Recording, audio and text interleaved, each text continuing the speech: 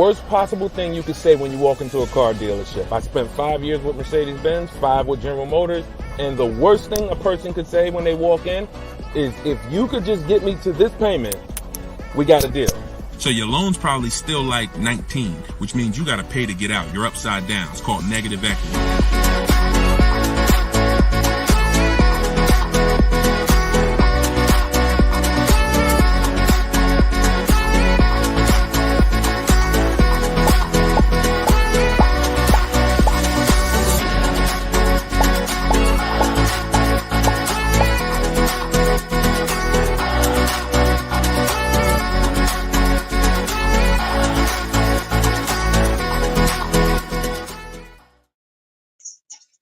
Welcome. Let me mute this because I got the audio going on my phone. We're on Instagram Live. This is our May 7th, Tuesday, May 7th, Car Questions and Answers live stream. I am your host, Deshone the Auto Advisor. You may see these broadcasts throughout the week on TikTok, on YouTube, Instagram, and Facebook. But whenever you don't see the banner above me, that means you're watching one of our live shows, so you guys can start typing your questions. If you don't know me, my name is Deshone the Auto Advisor. Let's get the quick housekeeping out of the way before we start bringing in questions. I've been in the auto industry since 2006. I left in 2020 after the pandemic. Since then, we've been focused on car shopping education, teaching you how to get the low market prices on your leases, your new cars, and your used cars by bidding and looking at multiple offers, making dealers and banks bid for your business versus how you've traditionally shopped. So that is what we do. I'm also the author of the pretty much 5-star rated digital book. It's called Cars from Home, and we're currently rated 4.94, goodreads.com. Just want to get the housekeeping out the way for those of you who don't know me. For some of you who've been on the show before on the stream, welcome back. But for those of you who don't know me, this is my new digital book. It's called Cars from Home. You can get your copy for 75% off the normal price by going to my Instagram bio, the TikTok bio, or if you're on Facebook or Instagram, you can actually scan this QR code, Facebook or YouTube. You can scan the QR code, or you can go to deshonsbook.com. We have a link in the comments for you. Lastly, I am the host of the masterclass, Everything You're Doing Wrong Buying, Selling, and Leasing Cars. Some of you have asked, I share a lot of people who are using these strategies throughout the broadcast. Some of them are people who have my book. Some of them are people who attended my free masterclass, and some of them are in my car shopping school, Maps Academy. So either way, you guys can get anything you need from me in the bios or in the comment section. So let's get started, Dolan. You can bring in the first question. This is May 7th. So if you're just getting on, we are live on all 4 platforms, May 7th, 12 p.m. Eastern time. And you can share this with your friends. Tyler from TikTok, how are you? How does gap insurance work on a lease? Great question. Gap insurance covers the amount that you owe if, God forbid, the vehicle is totaled or stolen and they don't find it. So let's just say the car is only worth $40,000, but the actual cash value if the vehicle gets totaled is, $35,000. So if the insurance company is only going to pay out $35,000, the gap insurance would kick in and cover the remaining gap. So now most leases include gap insurance, but you never want to assume that the lease includes gap insurance. Whenever you are getting your offers from dealers, when you're getting your offers, you always want to make sure that you ask for them to include gap insurance. But yeah, that's the way it works. You want to make sure 99% of leases have gap, but you don't want to make that assumption. Always ask when you're getting your quotes that the gap insurance be included. All right, great question. Go ahead, Dolan. Next one. All right, keep sending your questions, y'all. I see you on Instagram. Those of you who are on Instagram, you click that thing that looks like a paper plane, and you can actually see that you can easily invite a couple of your closest friends to the broadcast just so they know about this information when they need it. Because 1 in 5 people are shopping for a car at any given time. So 5 people in a group, 1 of them is going to be shopping for a car, and we want to make sure you guys have the knowledge you need. Go ahead, Dolan. Guys, make sure you are typing your questions all in one question. Try to get it all in one question. What's up, Instagram? This one says, new car parts are hard to replace. The dealership wants old cars back. Anybody who's in the business of buying cars wants cars. So it's not just the dealerships, it's the online buyers, CarMax, Driveway, Carvana. They want cars. Local people who buy and sell cars, they want cars. Wholesalers who buy cars to sell to dealerships, they want cars. If you get what I'm saying, you understand why you need to be making people compete. See, we take one buyer. That's what you've been taught to do. You've been taught to take one buyer, one person who wants your business, and give them the opportunity to negotiate. What we teach is for you to actually go to multiple people who want that business and make them compete. And that's how we make sure we get below market prices, because we in order to get below market prices, you must see enough offers to know the market. I'm gonna say that again. In order to get below market prices, you have to know you've seen enough offers to where you know the market. Could y'all keep running up the likes on TikTok? Every time we say something that you like, if you could just tap the screen, it runs the likes up and it gets a lot of people's attention on TikTok. Let them know they need to be here. Okay, so that's what you want. Everyone wants cars back. So you want to make sure no matter where the market's going, electric cars, old cars, new cars, luxury cars, just make sure you are getting at least 5 to 6 offers every time you want to replace a car. We don't trade in cars because you are not going to get the money you could get trading cars. Now, I'm not talking to you about doing private sales either, where you list a car and then you go and you got to, have people come to your house in Facebook Marketplace. I'm talking about the people who pay cash money, inspect the car in an hour and a half, and cut you a check. Those are the people we need to get 5 to 6 bids from, and that's what we teach. Those companies are very easy to find and very easy to work with. Okay, who's traded a car before? If you've ever traded a car before, type the letter T. All right, stay by your phones, y'all. This is live. This is May 7th. This is our 12 p.m. class, so stay by your phone. I want you to make sure we don't just talk here, we dialogue. All right, in order for you to get the most out of the show and for me to continue to do them, you want to make sure you as close to your keyboard so I know you're actually getting value out of the class, out of the stream, because you're communicating, engaging versus just listening. All right, I'll see you, Bell, on YouTube. Anybody who's traded a car before, type the letter T. If you've traded a car, this is important for you to know. It's almost impossible. I see you, Thomas, on Facebook. It's almost impossible, ML Headley, to get the most money for anything, not just a car, for any item on trade. So we don't trade. We don't trade. You're not going to get the most money, and you're not going to know that you got the best offer. You need to get 5 to 6 of these online offers, and that is how you replace your leases. And in the same way, look, you've left money on the table. Some of you know, I got to tell you the bad news first. Anybody who's traded a car since the internet and online car buyers have been invented, you've left money on the table. So I want you to stop. I'm suggesting you stop doing that right now if you really want to make $1,000, $2,000, $3,000 more every time you replace your cars. Okay? Go ahead, Dolan. Shoot the next one in. Jock from TikTok. How can I get rid of negative equity with a lease? First of all, let's talk about why do you have negative equity. This is improper deal structure. So if you went over your mileage, that means listen, you should not be taking a lease for 10,000 miles per year knowing you drive 15.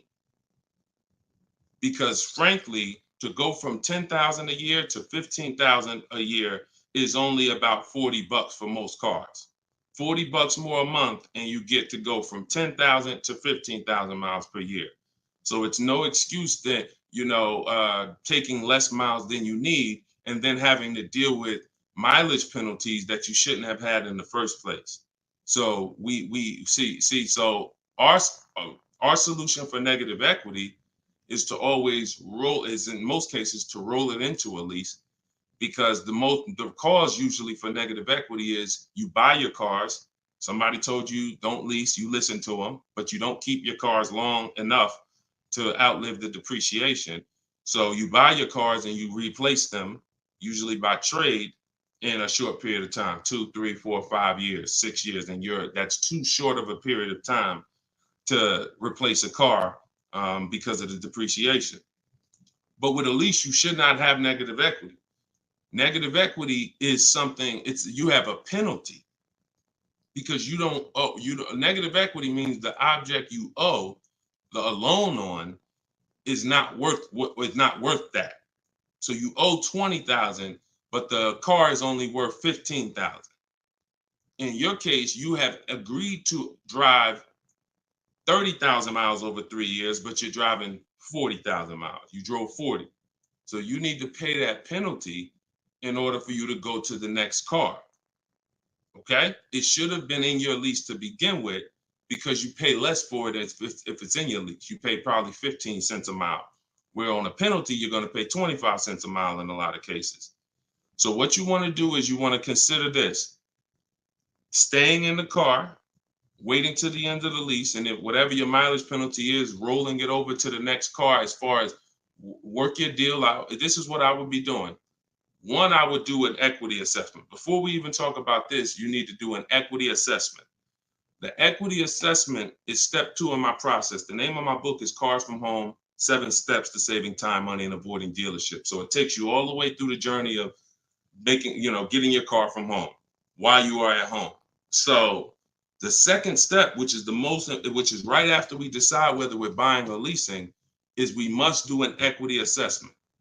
Some of you, who has a car that they're going to be replacing to get a car? Type me. If you have a car, it could be a lease or it could be you own it, but you're going to be, next time you car shop, you're going to be replacing that car. Who's in that situation? Type me. Stay by your keyboards.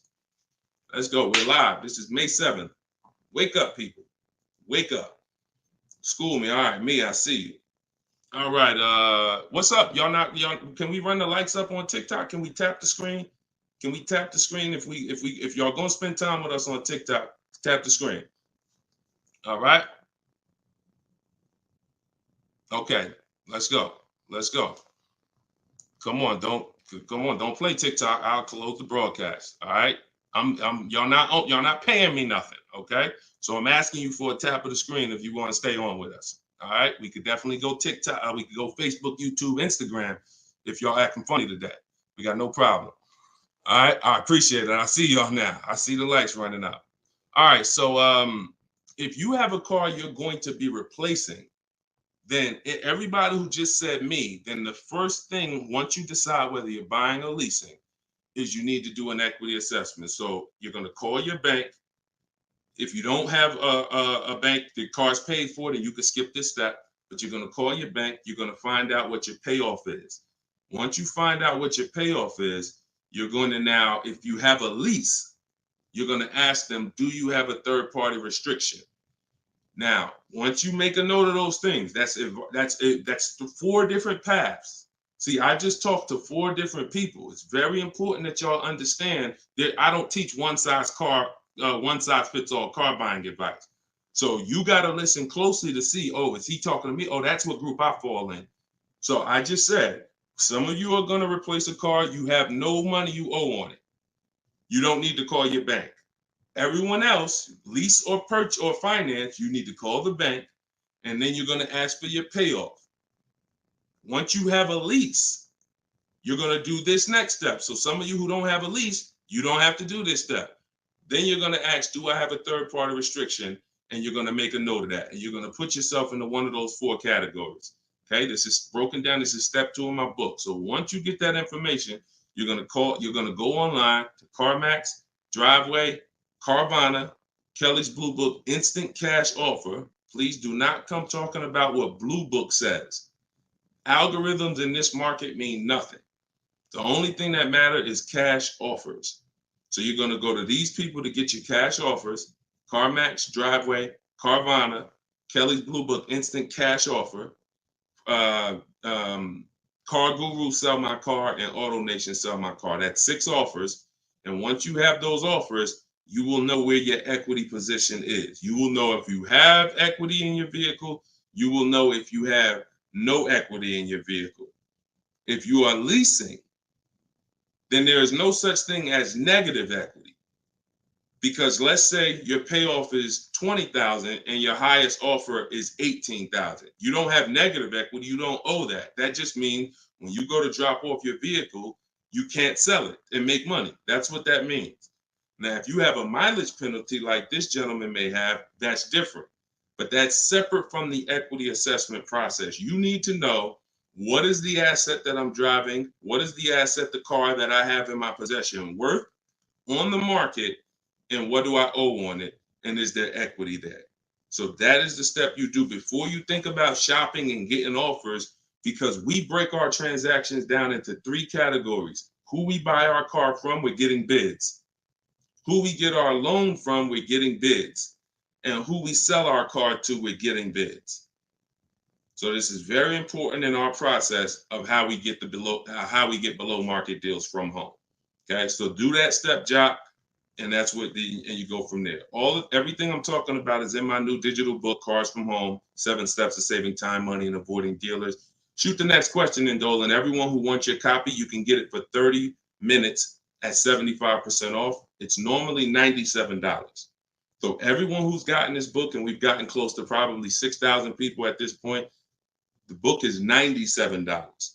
But when you go to my bio now, or my Instagram or TikTok bio, you can get your copy for 75% off, which would be $24, but it's only for 30 minutes. If you're on Facebook or YouTube, just check the comments and go to deshonsbook.com.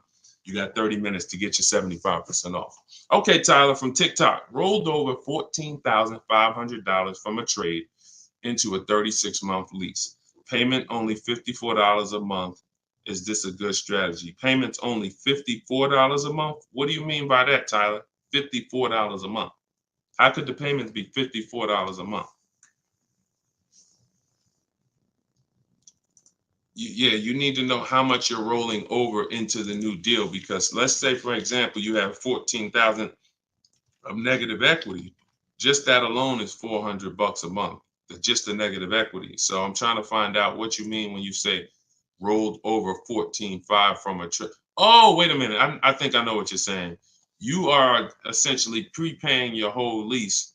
What he's saying is he's taken all of the car that he is trading, which I just told you how much I'm not a fan of that. But he's now essentially doing a one-pay lease, or you're doing a huge down payment. So this is very important. You could be about to really lose your shirt right here. This could be extremely bad for you. You need to make sure you check what I'm about to say to you. If all of that money is being treated as a cap cost reduction, which is essentially a down payment on a lease, let's just say your payment would normally be, matter of fact, let's do this math real quick. And this is why having a consultant and having an advisor and getting education saves you thousands of dollars. Now, $14,500, you are talking about, if you put that into a payment form, your payment would be $400 a month higher, plus the interest on that, plus the taxes on, plus the interest on that. So let's call it $430 plus this $54,000 it's $54 a month. So let's say your payment would have been, without you trading, would have been like $485 a month. So if they're treating all of that as down payment, then here's what's happening. You're just prepaying the lease. So you have no protection. If that vehicle gets totaled, you are out $13,000. You won't be, anything you put into that vehicle, you're out. That money's gone if the vehicle's stolen or totaled. So what it makes more sense to do is to see if there's multiple security deposits that you could put. You need to get your offers, though, with no money out of pocket, because you can't look at one-pay leases and you can't look at multiple security deposits if you don't know what the original deal was without them. So if my payment is $500 a month, and then if I put multiple security deposits down, it lowers it to $450 a month, then that could be a good offer. If it lowers it $20 a month and I got to give them $6,000 to hold, then it doesn't make financial sense. That's not a good return on you holding $6,000. But I'm always comparing it. This is something we teach called advanced leasing strategies. This is not for everybody. So but you need to determine when you're doing a one-pay lease, all you're doing is giving them all of this money up front so they can lower the actual interest on the lease and see what the payment comes out to with the lower interest. So you have to get offers without down payments. This is why I'm saying when we shop, we never shop with down payments, whether we're buying cars or leasing them. We never shop with down payments because when you're putting all this money in, you can't assess the deal. Because you don't know how much of this being a low payment is because I put all this money down. You need to know you have a deal before you consider what monthly payments is going to be. If I'm getting a lease and I shop my offers and my lease deal is under 1%, or my best offer is under 1%, no more than 1.5, somewhere in between there, I know I have a good deal, regardless of how much I'm going to put down. So, and when it comes to purchasing, I need to know people worry about the payment. Some of you are worried about the payment. You don't care about what you're buying the car for, and you're worried about the wrong thing because you're thinking about the loan you're getting. You're not thinking about the car you're buying. Before you think about, hey, what's a good payment on this car? No, the better question is, who's the dealer that's going to sell me that car for the lowest price? Deshone, I want to get this BMW 4 Series. What's a good payment on that? No, you're going to get a BMW 4 Series. Who's the dealer that's going to sell you that BMW 4 Series for the lowest price? If 20 dealers, if say 10 dealers have that car, $60,000 car, some dealers are going to sell it for 65, some are going to sell it for 60, some are going to sell it for 57. You need to get these offers before you worry about what the payment's going to be. And that's a whole different philosophy. This is what I teach. So I'm never going to be in the business of not teaching you to understand the numbers because we make it simple. Whether you're using my book, whether you're paying attention on these live streams, when you are shopping multiple offers, you eliminate this. You cannot be a payment shopper because you'll just be throwing money at deals and thinking you got a deal, but you didn't get a deal. You just threw so much money at it that it lowered your payment to something that you felt good about. Doesn't mean you didn't overpay for the car. All right. Very, very important, y'all. This is $3,000 to $5,000 to $7,000 to $10,000 mistakes. These aren't $100 mistakes. Listen, look, people right now are so distracted. They are asleep. They are asleep. The only way people could continue to make money is people stay asleep. It's not so when I tell you the conversation, you are taught to, when you're buying a house, get help. Make sure you have a plan. Work with the best people. Get a home inspection, even if you're not going to buy the house, right? Don't you get a home inspection even if you're not going to buy the house? Don't you risk $400, $600, $800, even if you're not going to buy the house? Why? Because you want to protect yourself from making a $20,000 to $50,000 mistake. But with cars, this is the only thing that you think, oh, I could just do this on my own. Knowing that every time you buy a car, you have a little buyer's remorse. You hope you didn't overpay. You hope you didn't. So lock in. The only way you are going to win and be like these people that I show on the show all the time, like you see just a ton of people that's paying ridiculous prices, below market prices. And I got more to show y'all. Like my next show, I got like 3-4 million people that hit me with their deals they got in the last 2 weeks that I haven't even pulled in yet. Like, you're not going to get these prices until you take car buying as serious as you take buying a small house. Once you start doing that, then you'll start saving 5 and 10 and 15 grand on some of these cars. Until then, you're gonna keep just moving the way they want you to move. Go ahead, Dolan.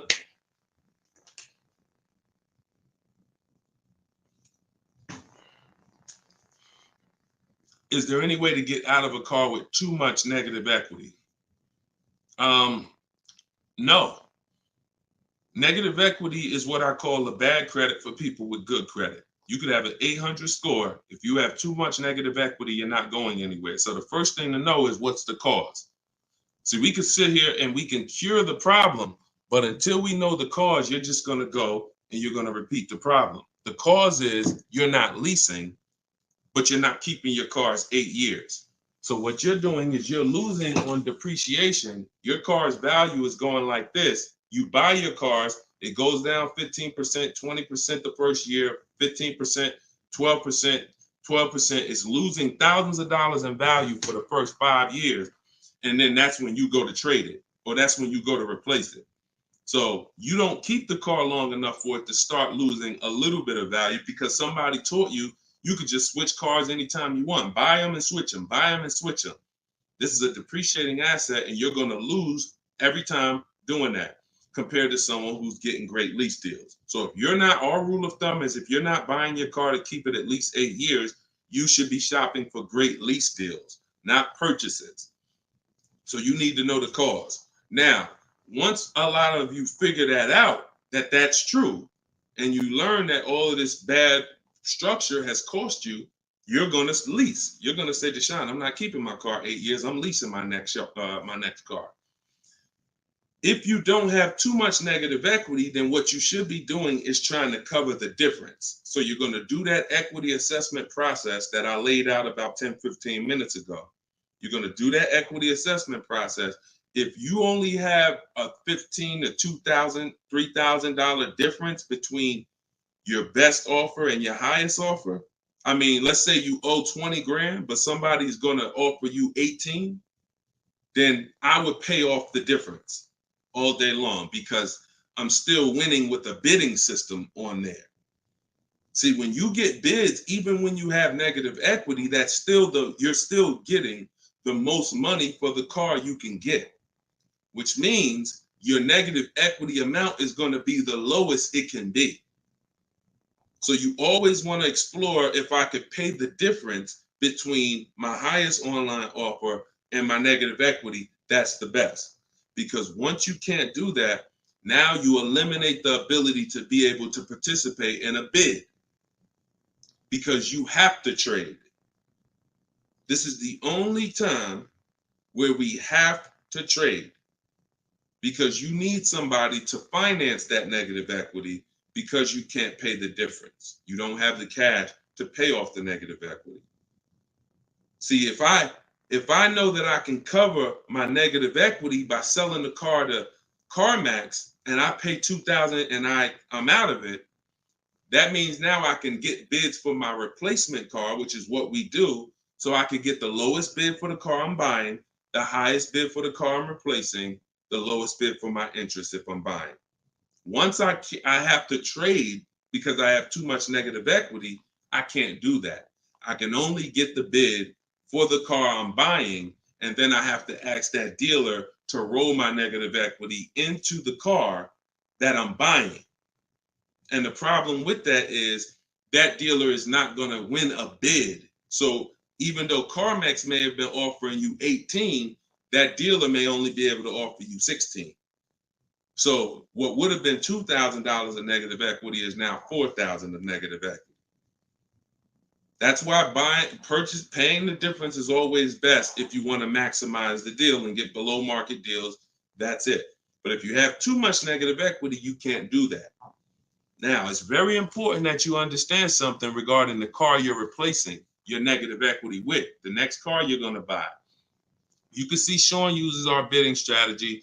He's in our private group. For all of you who want to know about my private groups, and you have to attend, there's people who ask me, who are these people? You must attend my masterclass in order to be eligible to be in our educational course. So this is but what it is my book in video form with coaching. So the 7 steps are the same. Those of you who are using the book to get to your goal, use the book. It's just different ways of learning. So anyway, you can see Sean here he got his bids and he found a car that had a $15,000 rebate. He didn't know that, a $15,500 rebate. So if Sean wanted to bring negative equity over to this vehicle, he's buying the car so low with all the rebates, he could bring over 5, 10, 20 grand of negative equity, and he's still going to be able to do it. Because as long as you're getting a big discount, you actually can, the bank is not going to lend 25% more than like 25% more of the car's value. So you can't slap 10 grand of negative equity on a $30,000 car. And the bank is going to look and say, why would we lend $40,000 on a car that's worth $30,000? there's something called loan to value ratios. It's in all forms of lending, loan to value. So you have a cap based on the price of the car. There's only 25% or so more that the bank is going to lend. So if you're trying to do no money down deals, having too much negative equity prevents those. So this is why we need to get out of negative equity and stay out of it and start leasing. Stop buying your cars. The only time you actually switch from a purchase with negative equity, I own my car and then I'm switching to another car and it's a purchase, not a lease, is if you had like an emergency. You were going to keep the car 8-9 years, but you just had a bunch of kids and now you need a whole different car. It's a life. But if you're not keeping the next car 8+ years, you shouldn't be buying again. You're going to be back in negative equity every time. Okay? All right. Go ahead, Dolan. You can shoot the next question. TikTok, I see y'all. We are live. This is May 7th. This is our 12 p.m. Eastern time show. If y'all can, every couple minutes, if you could tap the screen, if you're enjoying the show, if you're enjoying the stream, keep running the likes up on TikTok. Appreciate y'all. All right. Instagram.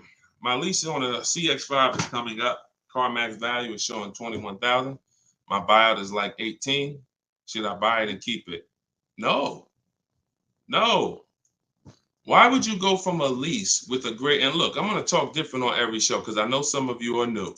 Okay. Who's new here? If this is your first time ever on a live broadcast, on a live stream with us, just type the number 1 and then we'll answer the brother's question here.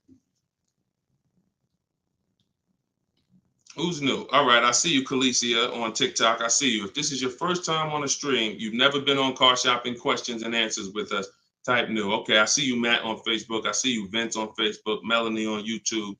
DJ C Square, I see you. Okay, I see you, John, on YouTube. Okay. All right, TikTok quiet today, boy. I never saw TikTok this quiet. They ain't hitting no likes or nothing. That's all right. God bless them. God bless them. All right, so Instagram. Let's talk about this. Let's talk about this equity position you're in. Right now, you could sell that lease and make $4,000. Why would you want to go from a lease, which is a not keeping my car 8 years? I want full warranty. I want low payments. I want to drive a lot of car for a low amount of money. Now I can shop for this new deal, get a great deal on the CX5, just so you know, understand something. Look, let me show you something. This was Tiffany rode in, and Tiffany got a Mazda CX50 a couple weeks ago, not too long ago. Look at this. So let me show you just kind of what this could look like in a great world. So you understand, she got a 2024 Mazda CX90. She literally paid the sticker price on it was $44,000. She used our system. She actually wrote, this is a testimonial about the book. So you can see at the top, says, I believe we got a great deal from what we learned from the rest of the book. So look at this. She got bids, $44,800 vehicle. She ended up getting a $6,530 discount. That was her best offer. And then, so her lease payment on this would be incredibly low if there's a good lease program. But you're not going to save this kind of money negotiating. You want to sit at home, get bids, contact at least. We don't make a decision until we get 5 to 7 offers. We will not make a decision on a car until we get 5 to 7 offers, because 80% of dealers are overpriced.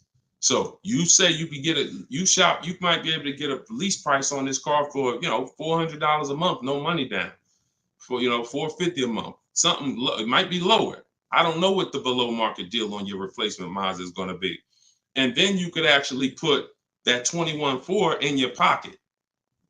So you could say, hey, the difference. So you would sell the car to CarMax for, and you would make $3,400. Just so you know, my mother sold her Mazda 2 years ago when the prices were real high, and she made $10,200. So why would I go from being able to do a deal like that, getting a new car, low payment, no money out of my pocket, put $3,400 from my old lease into my bank account? Why would I want to go from doing that to buying a used car, which is buying a 3-year-old Mazda, which is what you're suggesting when you say, should I buy it and keep it? What about that deal makes it better? If you figure this, your buyout's 18. What's the payment on $18,000 plus taxes? 20 grand, 21 grand. What's the payment? $400 a month for 5 years. So why would I go and buy a 3-year-old used Mazda for $400 a month when I could go and I could lease a brand new Mazda for $400 a month and then turn around and again, if you're not buying this car to keep another 8 years, it makes no sense to buy a used car right now. It makes zero financial sense. Not only that, you're gonna spend the same amount of money over the years that you could have drove brand new leases for. There's no benefit. There's no benefit.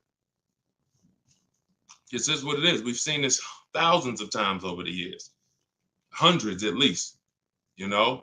I know it's happening thousands of times. People are buying their leases every day. They're not realizing they're just buying a used car. That's all you're doing. So I go from leasing to buying a used car, which means something in me has to change. Those of you who are buying used cars, you should be buying them to keep 8, 9, 10, 12 years.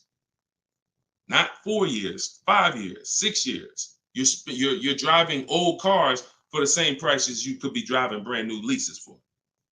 Same prices. So why would I drive a bunch of older cars, 5, 6, 7-year-old cars? By the time I pay it off, it's 10 years old, 11. Why would I do that if I could be driving brand new cars for the same prices? So it's important for you to understand. That's why this is the first step in my process is we got to know, should we buy or lease? And the only people who should be buying are 8+ year people. The goal is to keep the car 8 or more years. Then we're going to buy it. Yep. I'm here. I see you. You know, I always butcher your name, but let me just call you EP. EP, I see you. Go ahead, Dolan, shoot the next one up. We got a couple more minutes. We're on here for a couple more minutes. How do you negotiate a purchase online? Looking at a car 3 hours away and I'm not able to go in person. So what I would do, if you've done all the research to make sure that car is a great below market price, if that's a below market price, then what I would do is I would call and verify that there's no fake fees that are not online. So when you see a car that has a $28,000 price, we're going to call and make sure that what the fees are should only be tax, title, documentation fee. Tax, motor vehicle fees, and documentation fee should be the only prices, only fees. And once I verify that, what I'm going to do is I'm going to go home. I'm going to get out there immediately, and I'm going to see the car. And if it's a great price where I'm saving $2,000-3,000 above below the market value on those cars, then I'll go out there and I'll make sure that I post up in a motel for one day, because you never want to go out there and take the car immediately, because unless you're paying cash. If you're paying cash, that's different. But if you're getting a loan, we need at least one day to do our bank bidding process, because you could go out there and say, all right, now this is the best price on the used car. Yeah, but now I'm going to pay 2 points, 3 points more in interest, letting the dealer get me the loan. So I'm essentially giving that $2,500 or $3,000 that I saved right back to the bank. I'm not giving it to the dealer, but whoever the bank is. So we always need one day to come home, let banks and credit unions bid so we could get the lowest interest rate. And then we call that dealer and we let them bid against it. But that depends on how you're going to pay. But that's the process. You get out there, you test drive the car. That's why all of our used car research is done from home. All of our used car research is done from home.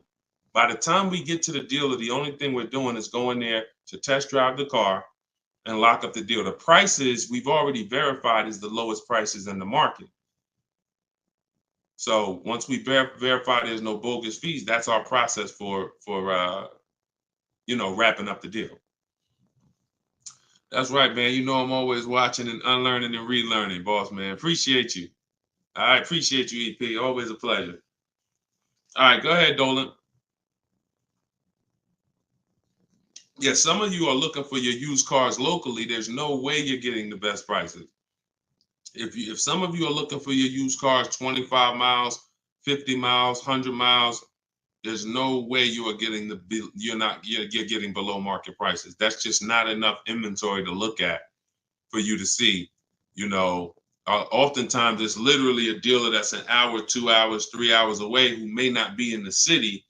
They don't have the traffic that that person has, and oftentimes they'll have a below market deal because of their particular circumstance. So if you're just shopping 10, 25, 50 miles outside of your radius, that's just not enough of a radius to get the below market deals.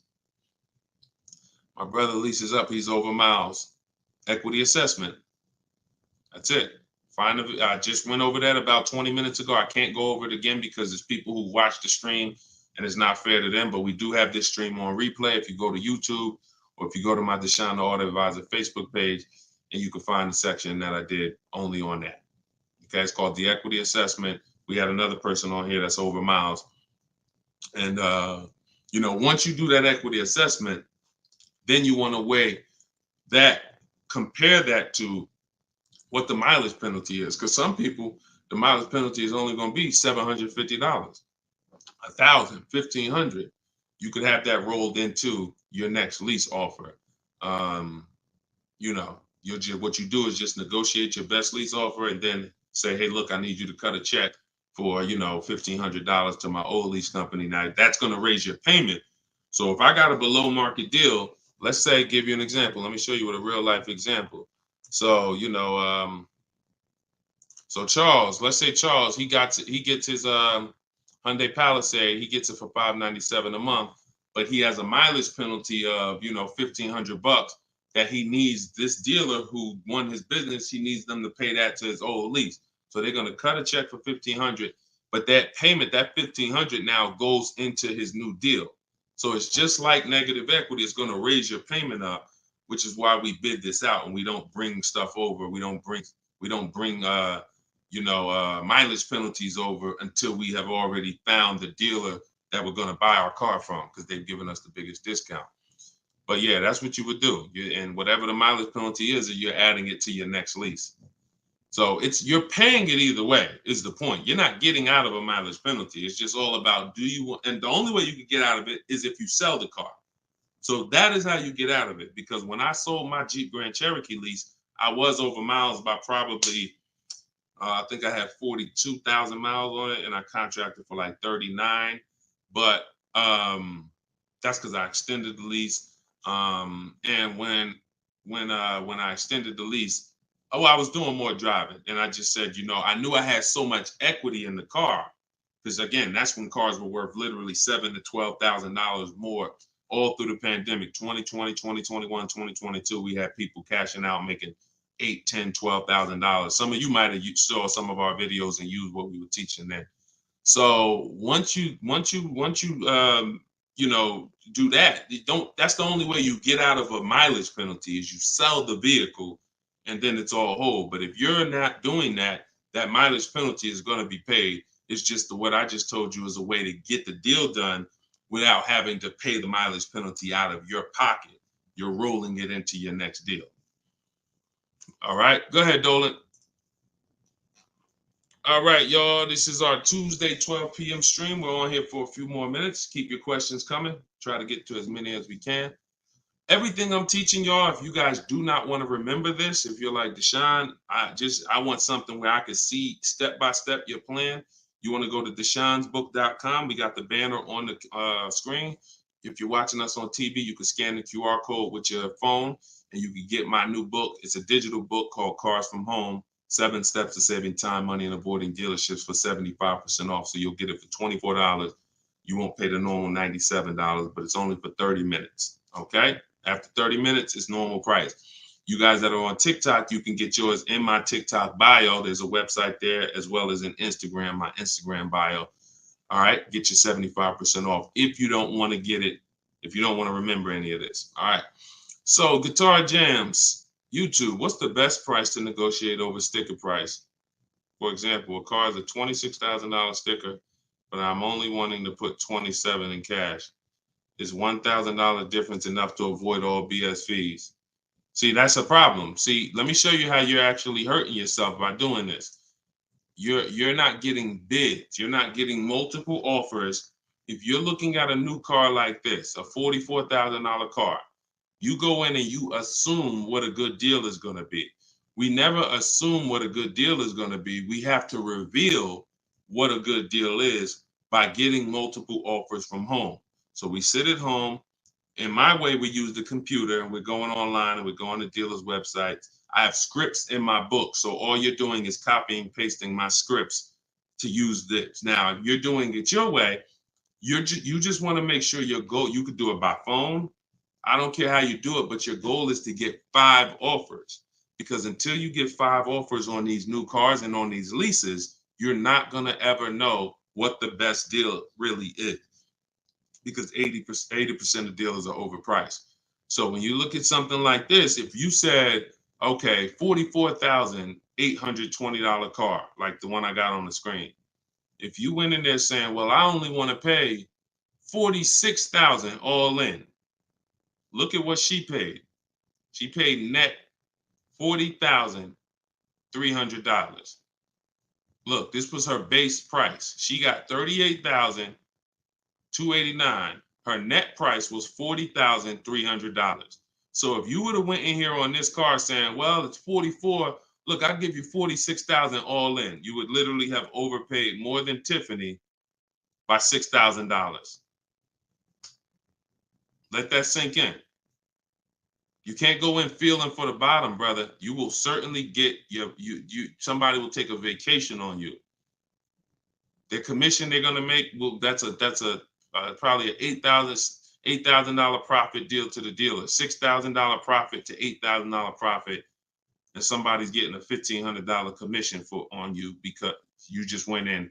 Oh, let me guess what I think a good price is going to be, not knowing if there's any rebates on the car, not knowing anything about it. I'm just going to guess. Look, what if Sean would have went in? Look, what if Sean would have went in talking about this truck is $73,000. I'm gonna offer them $73,000, but they gotta include all the tax, all the fees. I'll give you the asking price, but you gotta include all the tax and fees in. Look, he ended up getting with bids $57,000. He would have overpaid by $20,000, $15,000. And I'm sorry to tell you that some of you are doing it every day. You've done it on all your cars. You've overpaid, not using these strategies.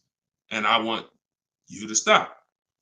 You're free to do what you want to do. You want to stay in the old way. But the people that you see that are getting these deals, these people that are posting, listen, when you get a great deal, you post the deal. See, when you get a car, pay attention, y'all. Pay attention to what I'm about to say. It's very important.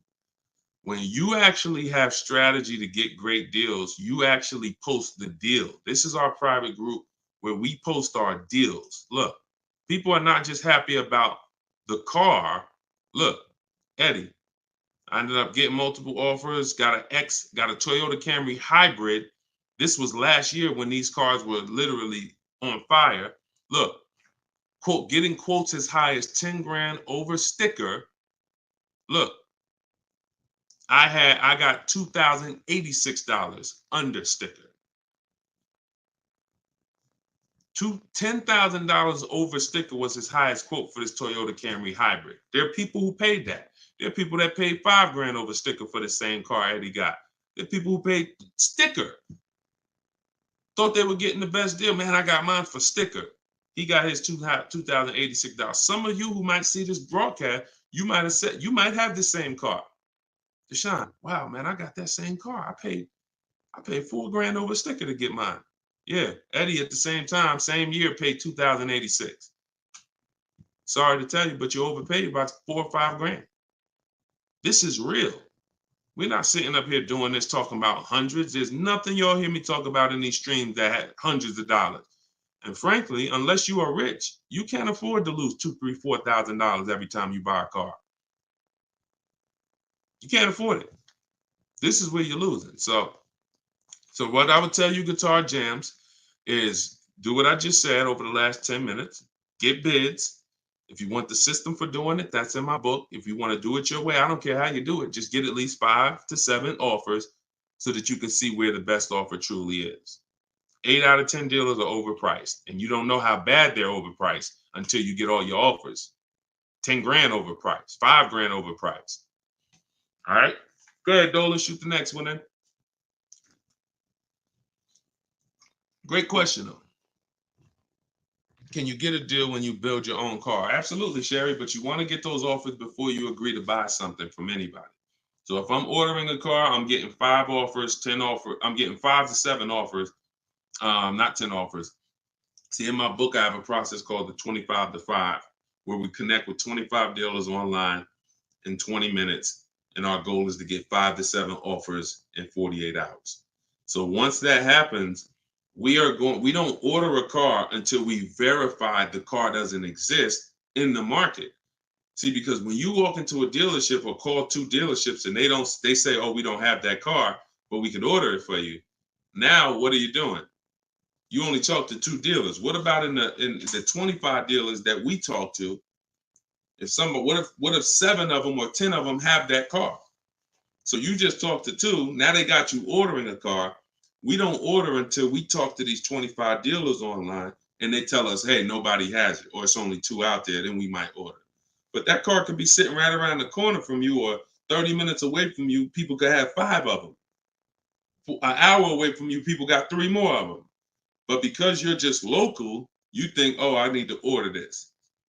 We don't order until all of those dealers tell us we don't have that car. And then when we send out our order request, we're getting quotes from all those dealers. So we're getting probably at least 10 offers. When we go to order, we're probably getting 10 offers because all of those dealers we've already been talking to. And any of them could order us a car. I had a young lady 2 years ago, no, last year, the new BMW came out, the new BMW X4M, and she got quotes. And to order, nobody wanted to give her below sticker price. Some were higher than sticker. The person who won the bid was giving her 3 grand below sticker. But the car had a bad lease program though, so she ended up not getting it. But 3 grand below sticker. If she was purchasing that car, that would have been a ridiculous deal. Brand new BMW, new body style, 3 grand below sticker. But that's bids. And we do that in 45, 60 minutes. Before you even get home from the grocery store, we already got the bids, and we're not putting in 60 to 90 minutes to get this done. So my process is not just money, it's time. I don't want to spend more than 60 minutes to get a car. And I could get any car, any price. All of these people that you're seeing, Danielle, Kimberly, Bonita, all these people right here, Charles, they could get the Zafrina, they could get these cars, they could get these same deals that y'all seeing, and they're probably 90 minutes. Some of them might be 60 minutes because it was their first time, second time, some of them.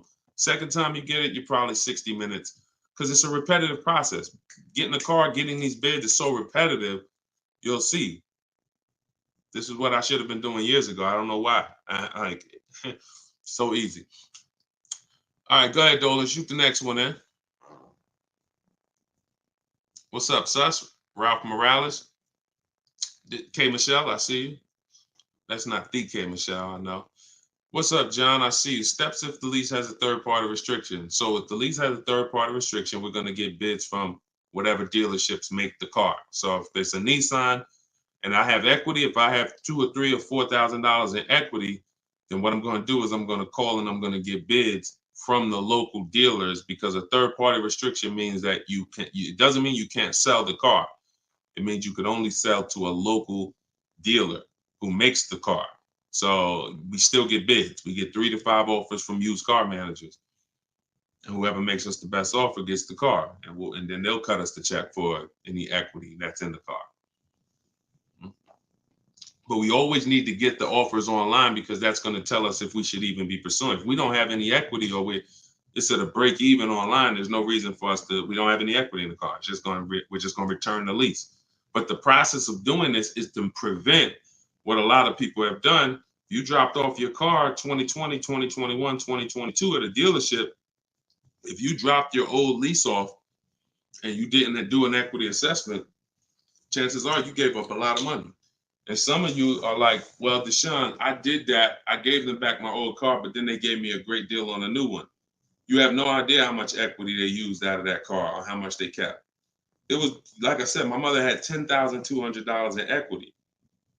She could have literally, they could have gave her, if we would have went into a dealer, they might have gave her 4,000 of the equity and kept 4,000 if we were lucky. So, you know, doing an equity assessment before the lease in process is to prevent giving away any equity when we drop off our lease. All right, go ahead, Dolan.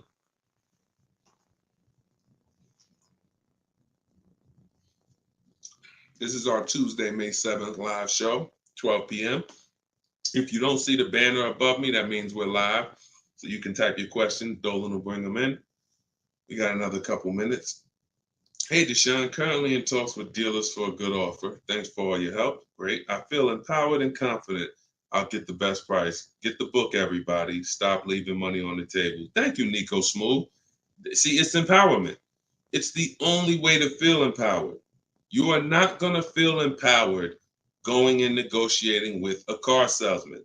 Anytime you're working with us, it's already set up for you to leave, not able to guarantee you got the best deal. Nico Smooth, he's going to guarantee it. I don't know if that's a woman or man, but they're going to guarantee it because they're getting offers. They're getting offers. If you went in, if you had to buy a 100-inch TV and you just went out right now in the first store you found that had one, you just paid it. That's, or you looked and said, man, I think that's a good price. You know, 100-inch, man, that's only, you know, $900. I feel like that's a great price. Meanwhile, you didn't look on Amazon. Amazon had a better brand for, you know, $200, $300 less. Or Amazon had the same brand, or Walmart had a better brand for $300 less, or Best Buy. These are the same principles. It's impossible for you to go into a car dealership and get a good deal and you don't know the market. The market you only know through getting offers. Once you get the offers, you see what the best market prices are and you pick the lowest one. That's how you get the below market offer. So I'm glad, Nico. Enjoy, and definitely send us your success story. Just like Tiffany did, email me a success story when you get that offer and you close that deal out. Way to go. Go ahead, Dolan. What's up, Todd Billions? Do you need to check dealers in other states? I live in Florida. Depends. We will go with, all right, so some people will do my strategy is called the 25 to 5. We're connecting with 25 dealers online. Some people, they do it through offers. Through if the state is not too big, maybe their 25 dealers is all, if their state is really big, maybe the 25 dealers are all in the state. But some people, you know, they might only have 12 dealers in their state, and so they're going across state lines, and that's very common. That's very common. If you look at Sean posted in our group, and he said he ended up expanding his search to 150 miles outside his area to find this deal. He said, I'm going to another state to pick this up, which is something I never would have thought of before, or would have before he attended the class. So he attended my master class. All of you who want to attend my free master class, it's called Everything You're Doing Wrong, Buying, Selling, and Leasing Cars. You can go to my TikTok bio, and you can go to my Instagram bio. We have a comment in the comment section for you guys who are on Facebook or YouTube. But this is, the local business is going to die. When you see and you shop online the first time properly, you're going to find out that the local business is going to be dead to you unless they win the bid. And you're not going to be committed to local anymore because, look, Sean is driving to another state because his best offer, it saves him $4,000. So no other dealer near him made him the other offer. This dealer that's in another state made him, and it's $4,000 better. So literally, if he has to drive 4 hours, 2 hours there, 2 hours back, he's literally making $1,000 an hour. This is the money we talk, big money talk. So yeah, go as far as you need to get 5 to 7 offers and get the below market deals tied. Go ahead, Dolan, shoot the next one up, brother. Great question.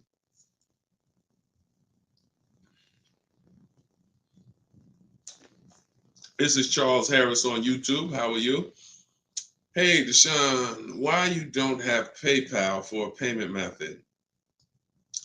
Um, that's a great question. We've used PayPal probably twice since we started our company in 2021.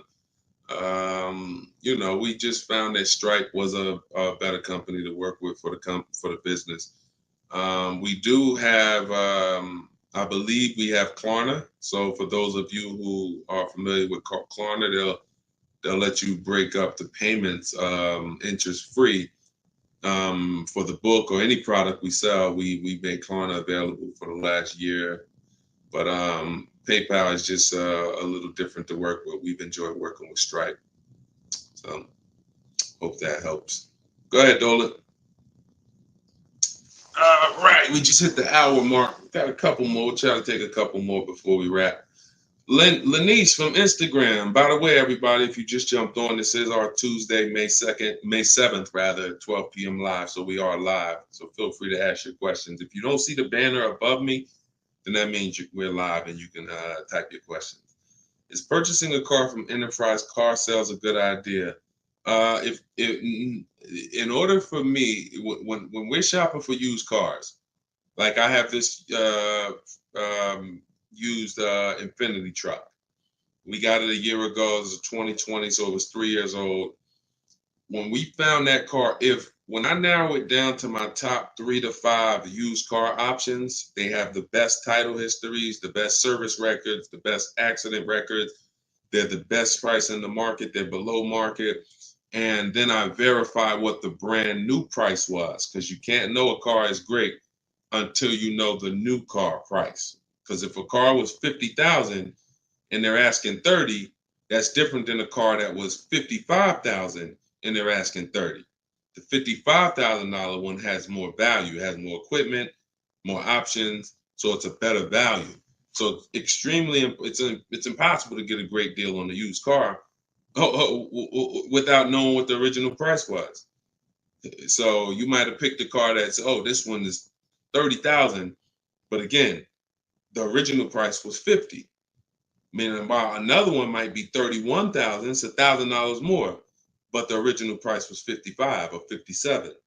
So you got to know what was in the new car price to be able to compare when we're getting. So if I narrowed it down and that Enterprise car was in that bunch, I'm not opposed to it as long as it has great service records, great accident history, great title records. But the title is going to show as a rental.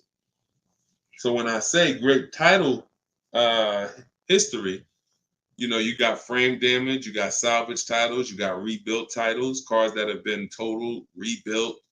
You have different forms of title: personal lease, personal vehicle, corporate lease. These are all different categories of title. So if you get one that has a rental, then that price needs to be considerably less than the other cars on my list.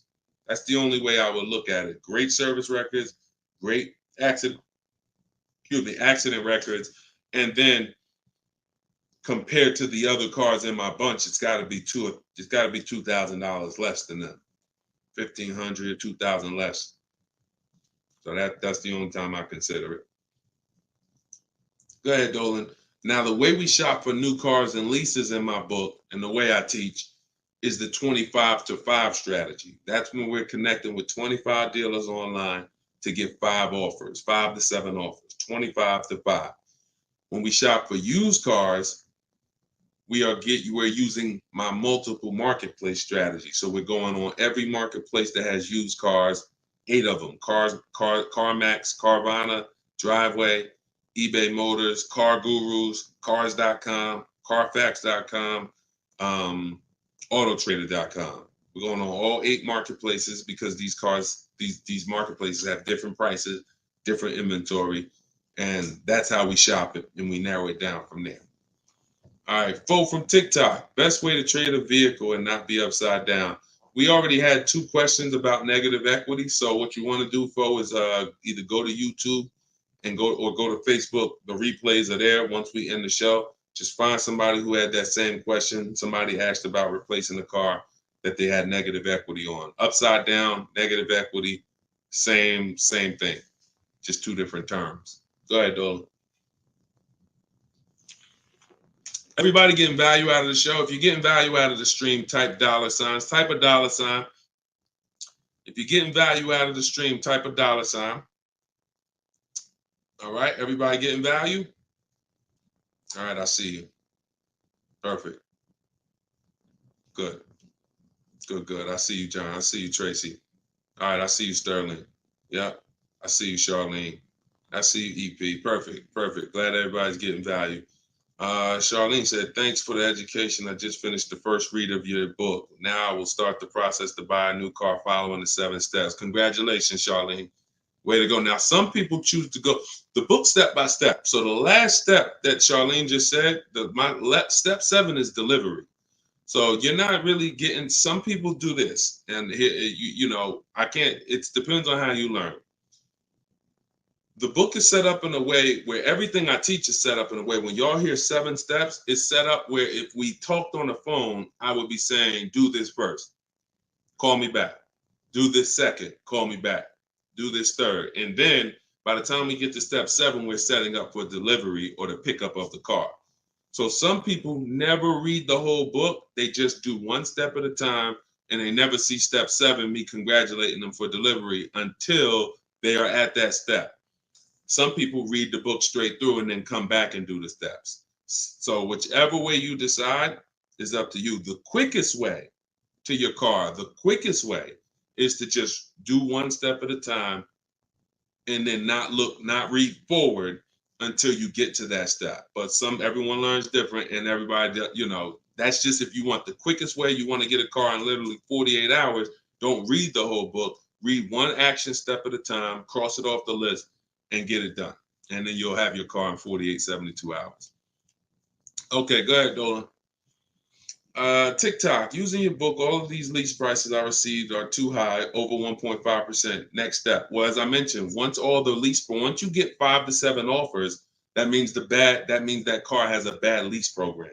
Not the brand, the car. So that Jaguar has several cars. That particular one, and it could be that trim level, has a bad lease program, in which case I always say with leases, we want to have at least 2 to 3 options because we cannot control the lease program.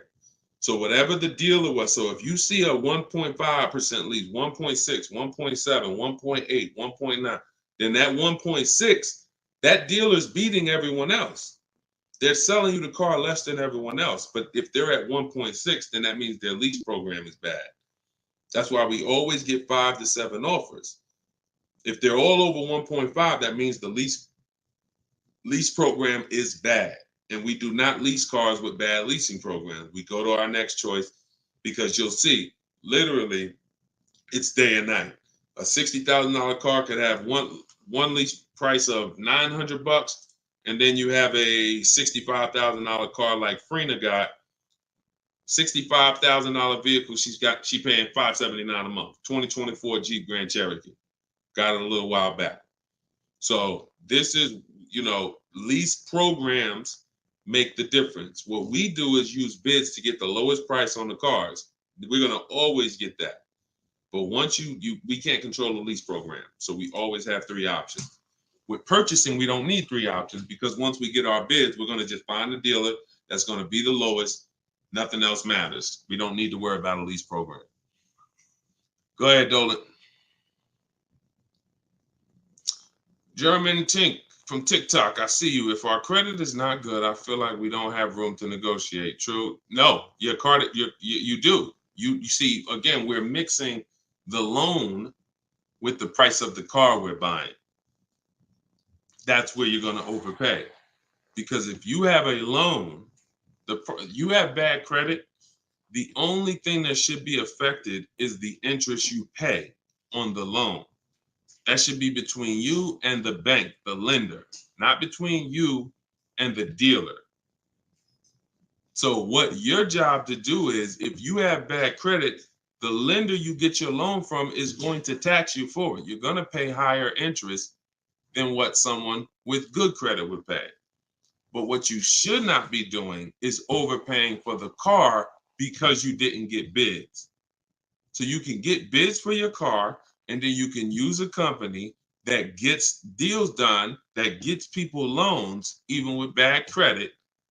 And you know, I use Limbuzz. I recommend Limbuzz. I don't use them. I recommend them. So you could either,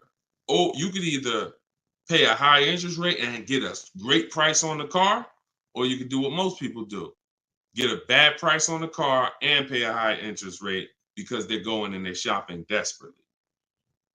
So in my process, we would get with Limbuzz, get our pre-approval with Limbuzz, and then we would go and we would shop and get bids to make sure we're finding the lowest price on the car. See, once you learn what we're doing and you start doing what I'm telling you, using what we're talking about here, you're going to see the car price is independent from the loan. You've been taught to focus on the loan, which is how much my monthly payment is going to be. Oh, am I going to not be able to negotiate? The car's price we're negotiating has nothing to do with the loan we're going to use to buy it. Okay? So everything that I taught from today, guys, is in my book. It's my new digital book. It's called Cars from Home. You saw it if you were here earlier.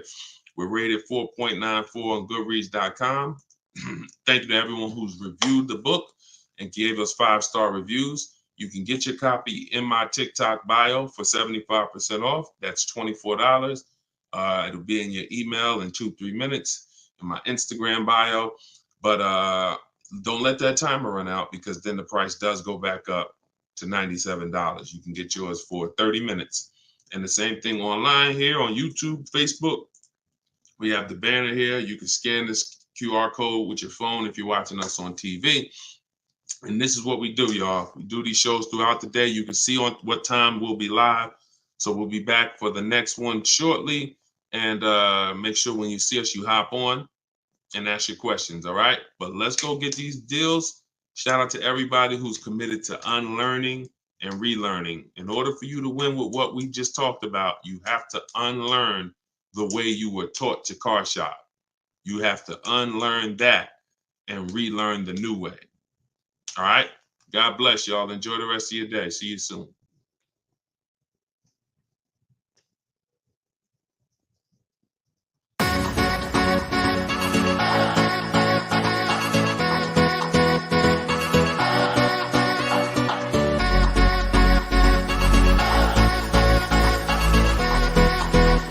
The worst possible thing you could say when you walk into a car dealership. I spent 5 years with Mercedes-Benz, 5 with General Motors, and the worst thing a person could say when they walk in is, if you could just get me to this payment, we got a deal.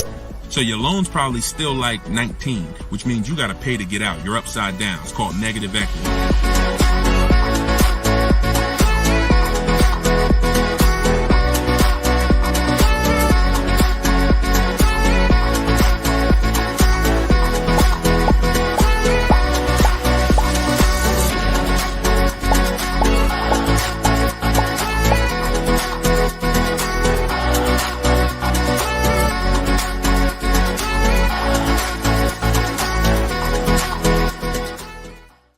The next 12 months, if you are car shopping now, or in the next 12 months, I want you to type a 1 in the chat as you come in. My name is Deshone the Auto Advisor.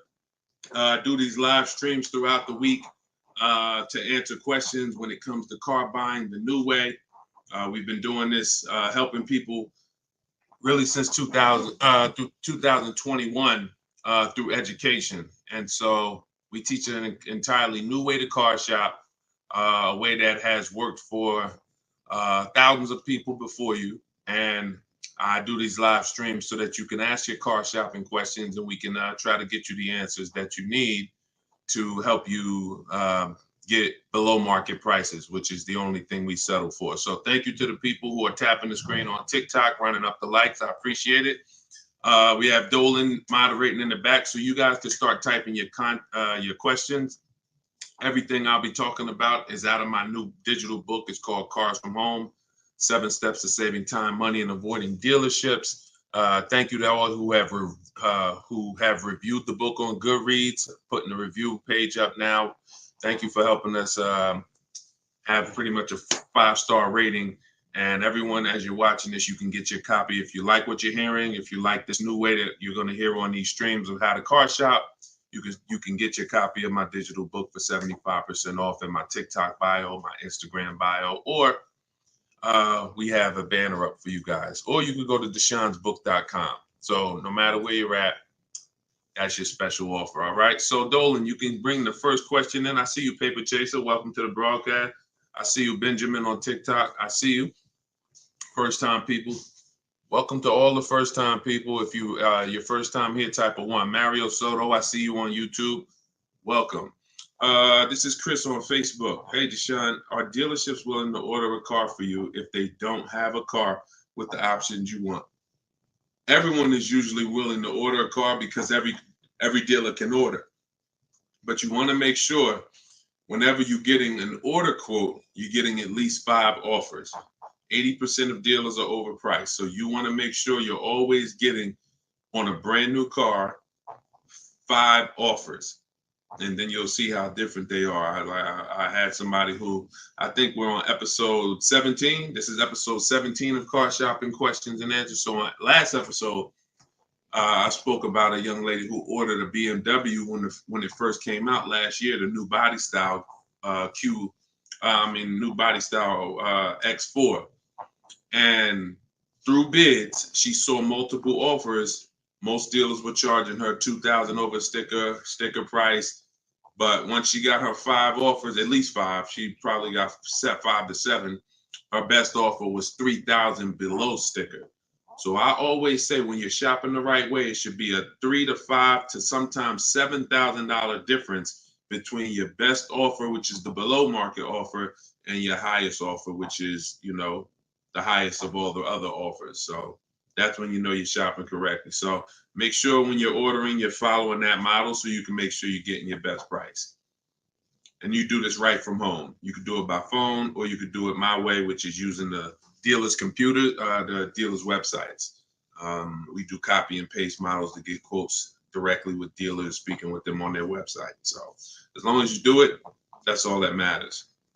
All right, great question. Shoot the next one up, Dolan. Let me open up my phone on Instagram. My phone battery is low, but hope. Okay. Yes, everybody. This is our Tuesday 7 p.m.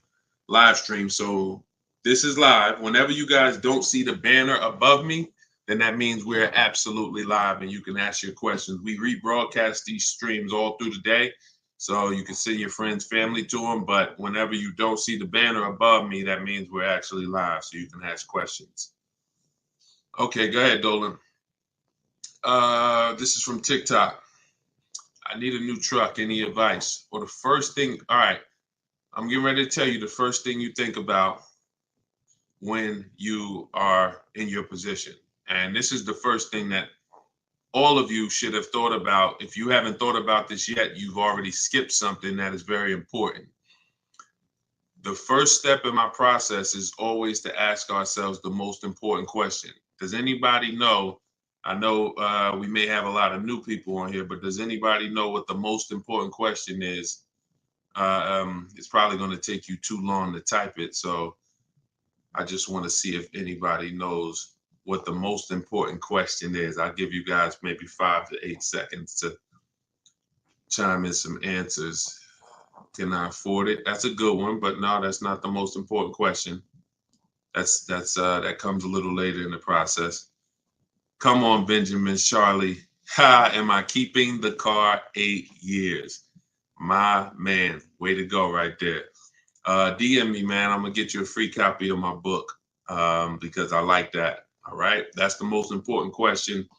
Just DM me on TikTok. I can't read DMs, y'all. So if you actually have DM me, 99% of the time, I'm not going to see it because I have a team that helps me with my social media. So I'm not seeing DMs because we just get way too many throughout the day.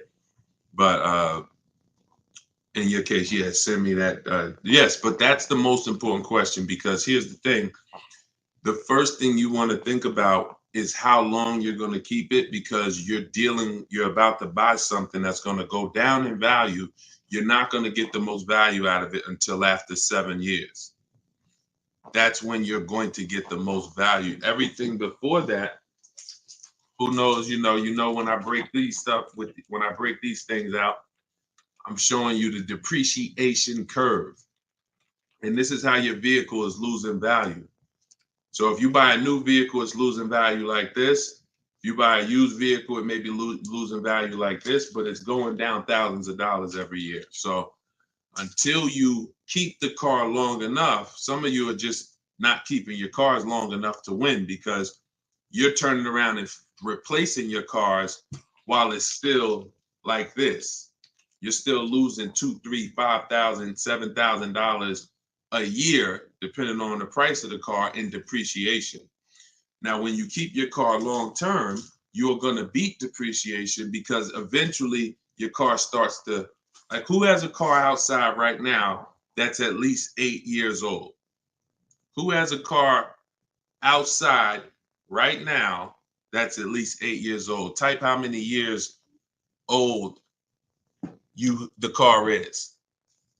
I just want to demonstrate something, because if you skip over this, you're not going to be able to get a good deal. You can forget it. I'm telling you right now, I call this the most important question. If you get this wrong, forget about getting a good deal. It's impossible.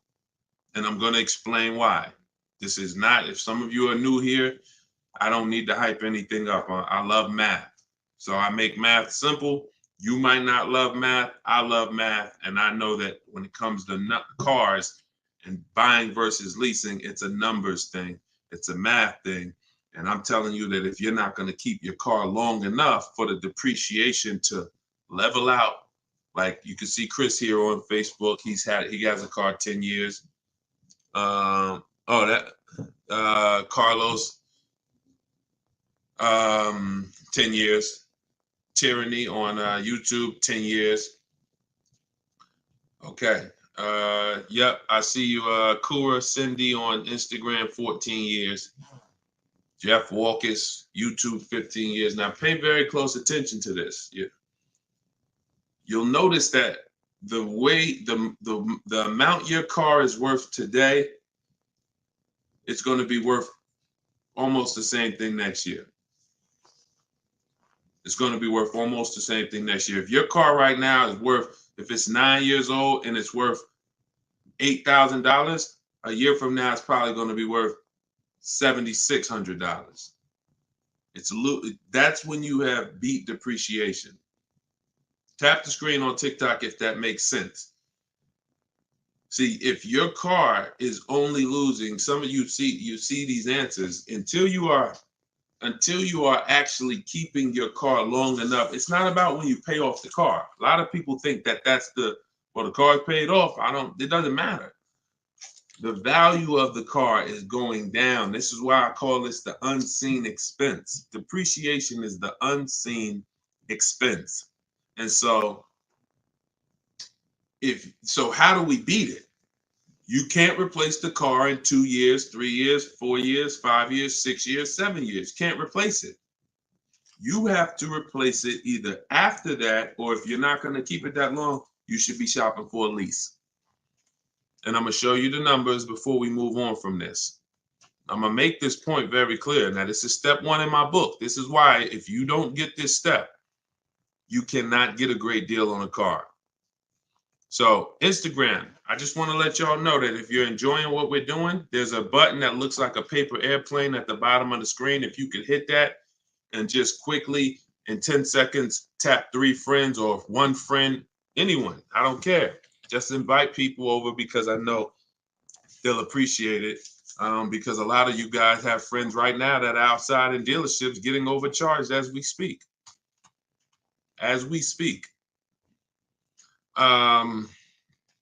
So when you look at long term, here's what you need to see. Look at this.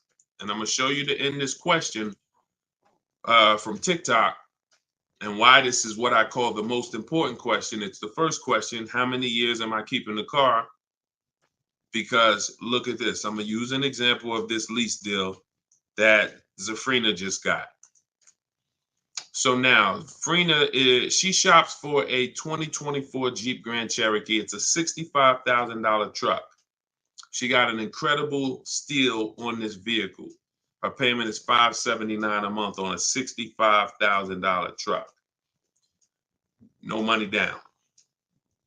So she did this. She got bids. You're not negotiating for these deals. So I'm just telling you, if you guys want to get these deals, you need to use what I'm teaching you. If you want to get it step by step, it's in my book, in my TikTok bio for 75% off. You won't even leave the broadcast on TikTok. You can get your book for $24 and you'll have everything I teach step by step.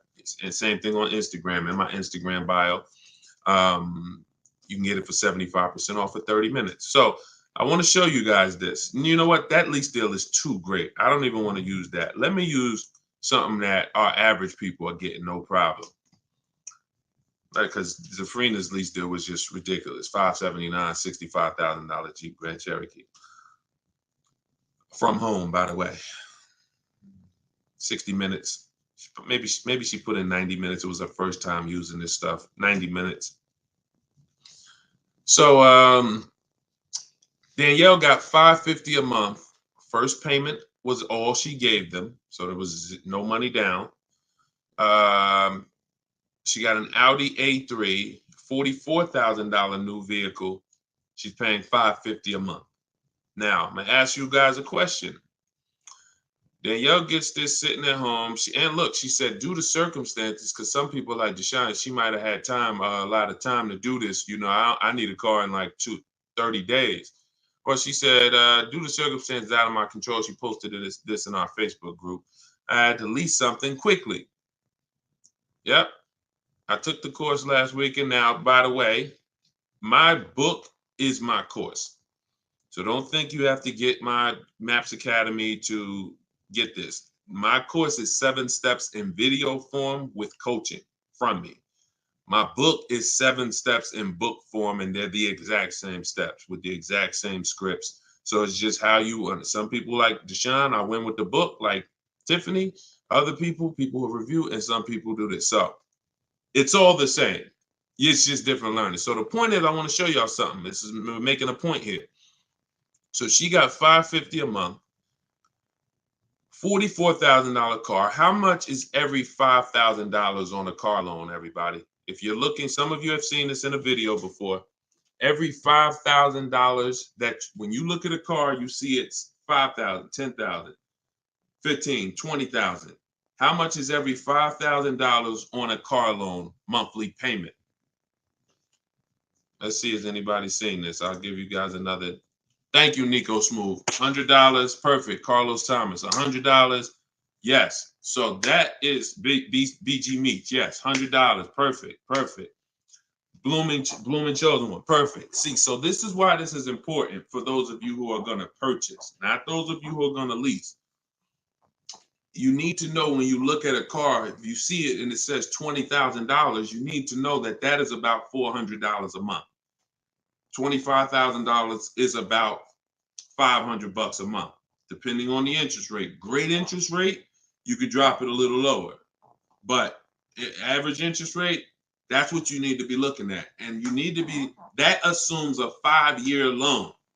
Because some people say, well, Deshone, if I take a 6-year loan, no, it'll be lower. But 6-year loans should be the max. See, that there's different ways to budget. If I budget $500 a month and I say, well, how much car does that get me on a loan? 25 grand. Now that's for 5 years. So if I go find a car for 25 for 500 a month for 5 years, I did better than if I got a car for 500 a month for 6 years. So there's different ways to raise your budget. I have something in my book called The Perfect Budget. I created a calculator. It walks you through what I just said. See, what I just said is very important. Knowing how much you can spend if you get a 5-year loan, and then saying, all right, if necessary, I'll go with a 6-year loan and bump myself up, but I'm still below my max budget. But I'm not going $500 a month for 6 years. Can y'all tap the screen and run the likes up on TikTok? Keep running them up if y'all getting value out of what we're doing. So we're still making a very good point here, okay? I'm spending really most of this stream going deep on the first question. And I've never done this before, so we'll see if it works. If somebody said I have a new truck, new advice, any advice. So I went right into the most important question, which is leasing versus buying. How many years am I going to keep the car? And I'm now showing you why you cannot get a great deal on a car if you buy when you should have leased. So let's wrap this up. So we can see here, Danielle got $550 a month on an Audi, no money down. Now let's take the same vehicle and let's pretend she purchased it. She didn't know about leasing versus buying. She just listened to a bunch of people, bad advice, who say never lease a car. So she goes in, she's looking for the same Audi Q3, A3. It's her dream car. So I've been wanting this for a while. So excited. So how much is this going to be? I'd like to do no money down. Okay. Well, $44,000 car. Forget the taxes. Forget everything. Let's just say, forget that. Let's say they throw that in. We'll pay the tax and everything. Let's say she just finances $45,000. What's her payment? $900. Some of you who are in the math, you would like Deshone, yeah, $900. So she drives out of there. She drives out of there paying $900 for the same car Danielle's paying $550 a month for. Now watch this. Let's just say, now I'm going to show you because I know what you're thinking. Deshone, please send my free book. Okay, I got you. DM me though. I want to stay on topic here. All right, so let's just say some of you are like, well, Deshone, I got a great deal on my last car. I wouldn't pay the same price that Danielle could pay for. Let's say, what's an unbelievable deal on this $44,000 brand new Audi? How much discount? I'm gonna let y'all decide. I'm gonna show you why there is no way for you to get a great deal when you purchase when you should have leased. We're gonna kill this. Some of you are gonna be set free right now. So let's just say, what's a great price? $44,000 brand new Audi Q4 A3. What's just a ridiculous discount? How much off? Let's say like the best deal that you could ever think on a brand new car. Look, all right, it's taking y'all a while to type. We're looking. What's up? Heck, none of y'all ever saved money on a car before? Some people, oh, Deshone, I didn't think we could get discounts on cars. All right, I like that. Nico Smooth, I like that. Let's say the person got $10,000 off. Okay? They got $35,000, which is essentially, let's say they got $35,000. The car is $44,000. So let's say they got $9,000 off, which is essentially 20% off the price of the car. Just brand new, nice, popular car. They catch the dealer sleeping, getting bids from home. $10,000, $9,000 off, $35,000. That's what they're getting the car for. Put your taxes on there, because now we're already being super unrealistic. We're not gonna be ridiculously. Let's just say taxes are on there. You know what? Let's just say no. How about this? Not only did she get 20% off, they paid the taxes too. So she really got like $13,000 off. We'll pay the taxes too. Just finance $35,000 even. What's her payment? The most ridiculous new car deal we could ever imagine you've ever seen, we just went over. To show you, no matter how good this is, she still is about to lose because she's purchasing and she should be leasing. Watch this. And I'm going to tell you, when the person who purchases wins, $700. Thank you, paper chasers. Lisa, $650. Those are the estimates. Where do we win at? Imagine if I just gave y'all a ridiculously unreal situation that will never ever happen, but just to illustrate, if that ever happened, 20% off the car, pay the taxes, her payment's still higher than Danielle leasing. So when does the person who buys win? When they keep the car long enough to outlive the depreciation. Very simple. 8 years. 8 years. It's no comparison. So like you're sitting there and you're like, Deshone, I bought my last car and I've been buying cars all my life. I was just taught you buy your cars, you don't lease them, but I never keep them more than 8 years. If that's you, I want you to type a sad face.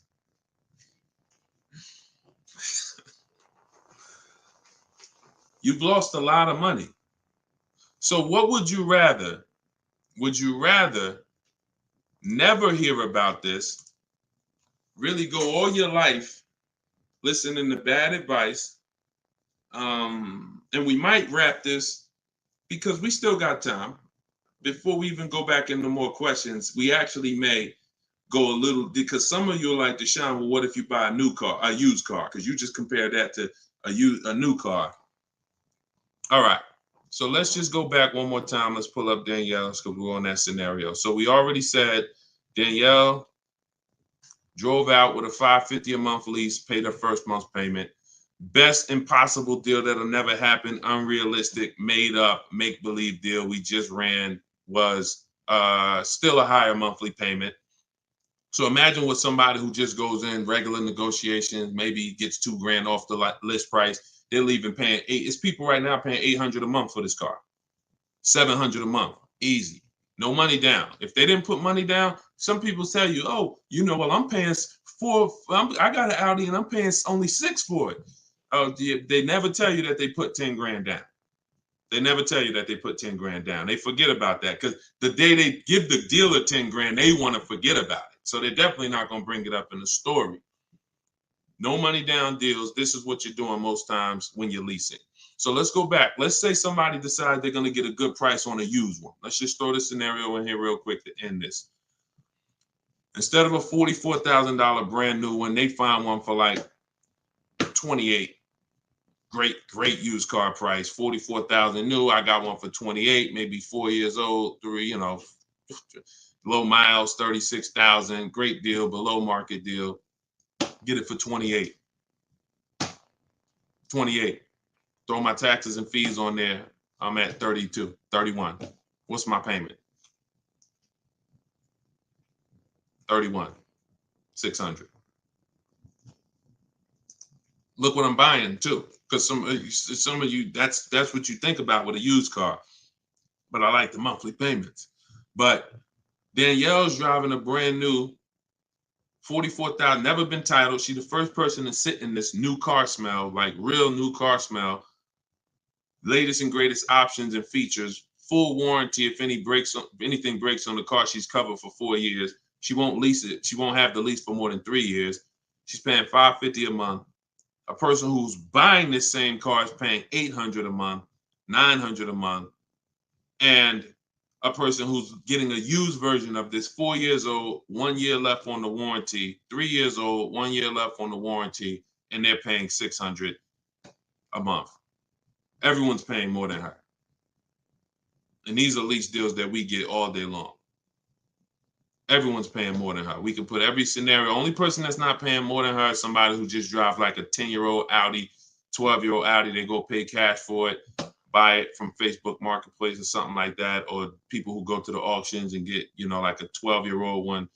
Those are the only people who could, flip cars and not lose. Everybody who's buying new cars, newer cars, is paying more than her. It's people paying $500 a month because they bought their Toyota Camry. They're paying $600. So you're paying $600. She's driving an Audi, $44,000 vehicle, no money down. You're paying $600. You're driving a Toyota Camry that you're not going to keep for more than another 2 years. Any car, replace it. Chevrolet, you could pay, Camry, Honda. You're not keeping these cars more than 8 years, and you're paying these ridiculous car payments, and you're the ones that, unfortunately, because you believe bad advice, you are not winning. You're losing. But would you rather me not tell you?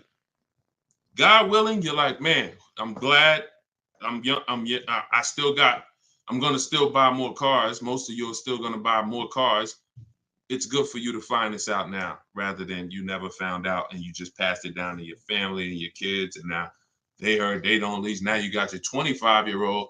He never heard about leasing. He goes and he gets himself a $30,000 car because he got a good job. He said, all right, I could afford a $600 a month payment. He gets a $30,000 car. His payment is $600 if he put no money down, or maybe he put 10 grand down, whatever. Point is, he's paying between $400 and $600 a month for this car when he could be leasing a brand new version of that car for $350 a month. $350 a month, $600 a month. These payments are nowhere close. It's nowhere close. Depreciation is the unseen expense. So this is all step one. See what I'm saying? So when you're reading my book, you're going through leasing birds. I got a video on this, by the way. This is in my digital book. I'll link to certain videos to help you guys really understand certain concepts. But this is what we do. This is step one. Leasing versus buying is step one, because I know who was taught, be honest, never lease a car. Type me if you were taught never lease a car. You don't need a down payment, Lisa, and you don't need excellent credit. You need good credit. No down payments. I can show you right now, Lisa, on the screen. You can't see it because we rebroadcast these shows on TikTok, but you'll see it on Facebook, YouTube, or Instagram because they can see the slides that I'm sharing. Like every deal that I'm gonna show, like Kimberly. Look, she got a $91,000 Maserati. $944 a month, 39-month lease. $944 a month, $91,000 Maserati. She got bids. Use what I'm teaching you in my book. She got bids. 7 competitive quotes ranging from 1% to 1.8%. That's a crazy, but she saved 20 grand on a brand new Maserati. No money down lease. Bonita, this was in the middle of the pandemic. When people were, the Kia Telluride was one of, if not the most popular SUV all through the pandemic. People were paying $800 a month, $900 a month, $1,000 a month for these Kia Tellurides. She leased one in December 2022, and she got it for $600 a month, and she gave them $600. That's all she gave them. So, you know, ask questions. It's better to ask questions about things that, you know, you may not understand versus making statements. Because when you make statements, sometimes it can mean you're not in a full posture of learning. But I do get that you're dropping. You know, many of you are you know, this is a game changer for you. This is a game changer. This is a money changer for you. I mean, my goodness, my brother who I met recently over the last year, he's a neighbor of mine, and he's become a close friend. And he had a Kia Telluride, black one, just like her. Totaled it. His wife was in an accident maybe about a month ago and totaled it. And he called me and he said he had saw the 8-year rule. And he said, you know, I'm not keeping these cars 8 years. I'm going to lease this one.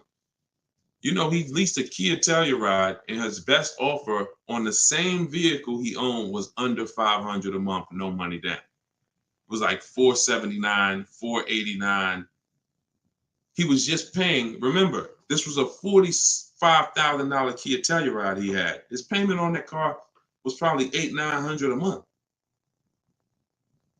So that's his wife totaling that car ended up being a blessing. Got him out of that car. He got the lease. He got the same car, brand new one, and he's paying $300 a month less because he has correct deal structure now. This is so important. That's why I call this the most important question in my book. And this is step one in my process, is you ask yourself the most important question. So I'm gonna put the banner back up for you guys on Facebook and YouTube. You can actually go to deshonsbook.com. Dolan pinned a comment in the Instagram section, in the Instagram comments. Also in the Facebook and YouTube comments, we've pinned Deshon's book. You can get your copy for 75% off. It's a digital book. So it goes to your email. Make sure you check your spam and your junk folder, but it goes there. You can get it in 3-4 minutes, and you won't pay the normal $97 if you get there before the 30-minute timer goes down. Once the time expires, the price is $97, which is the normal price, and it's worth more than that. It's worth thousands. I wouldn't price it at $97 if it wasn't worth thousands and thousands of dollars.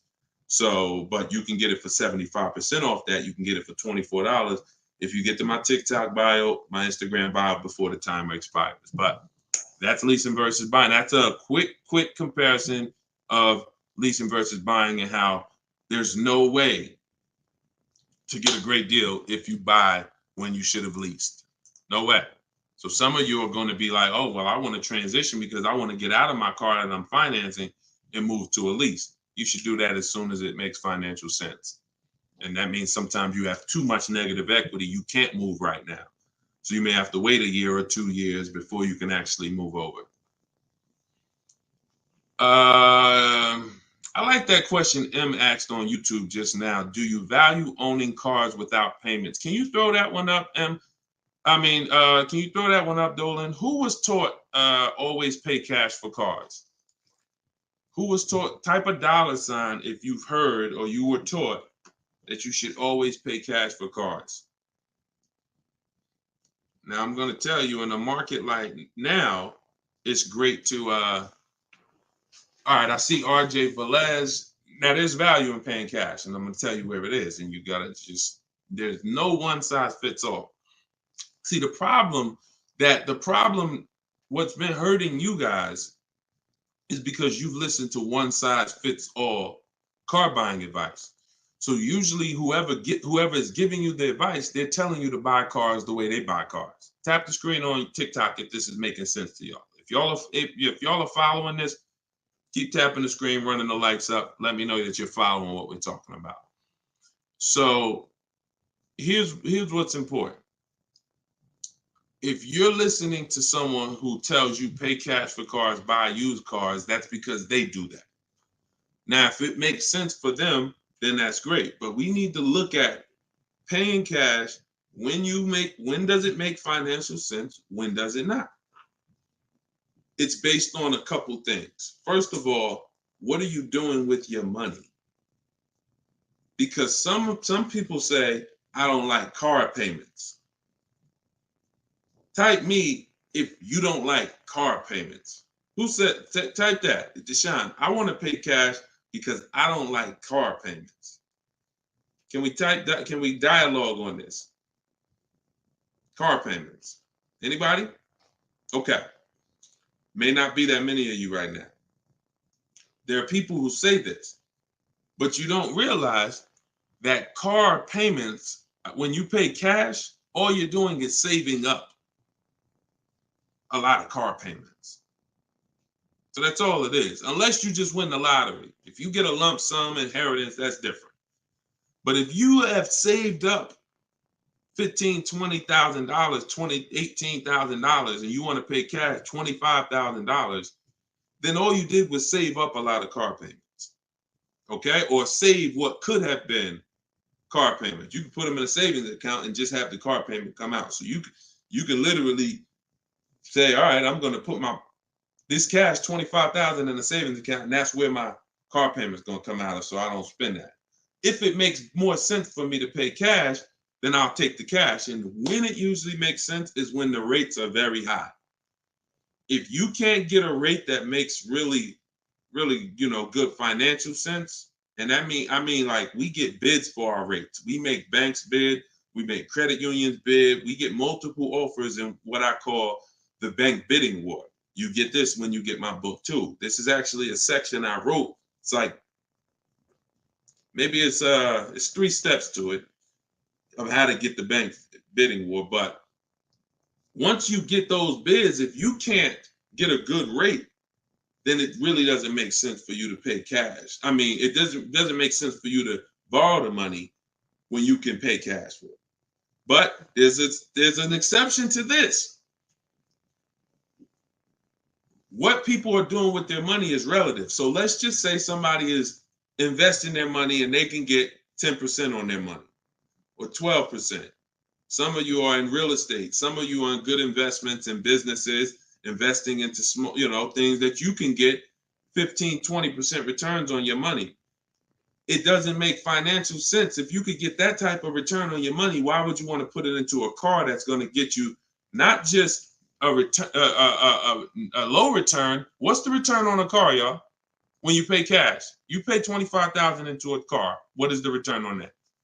on the cash. What's the cash on cash return?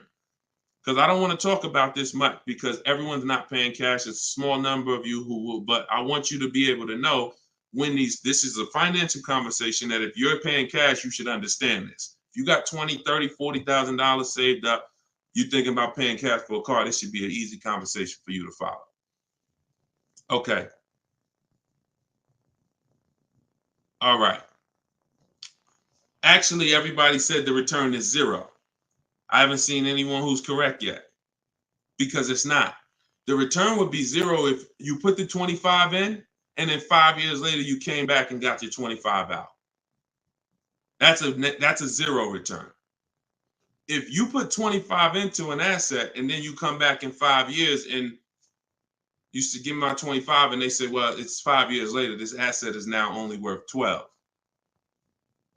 What's the return on that?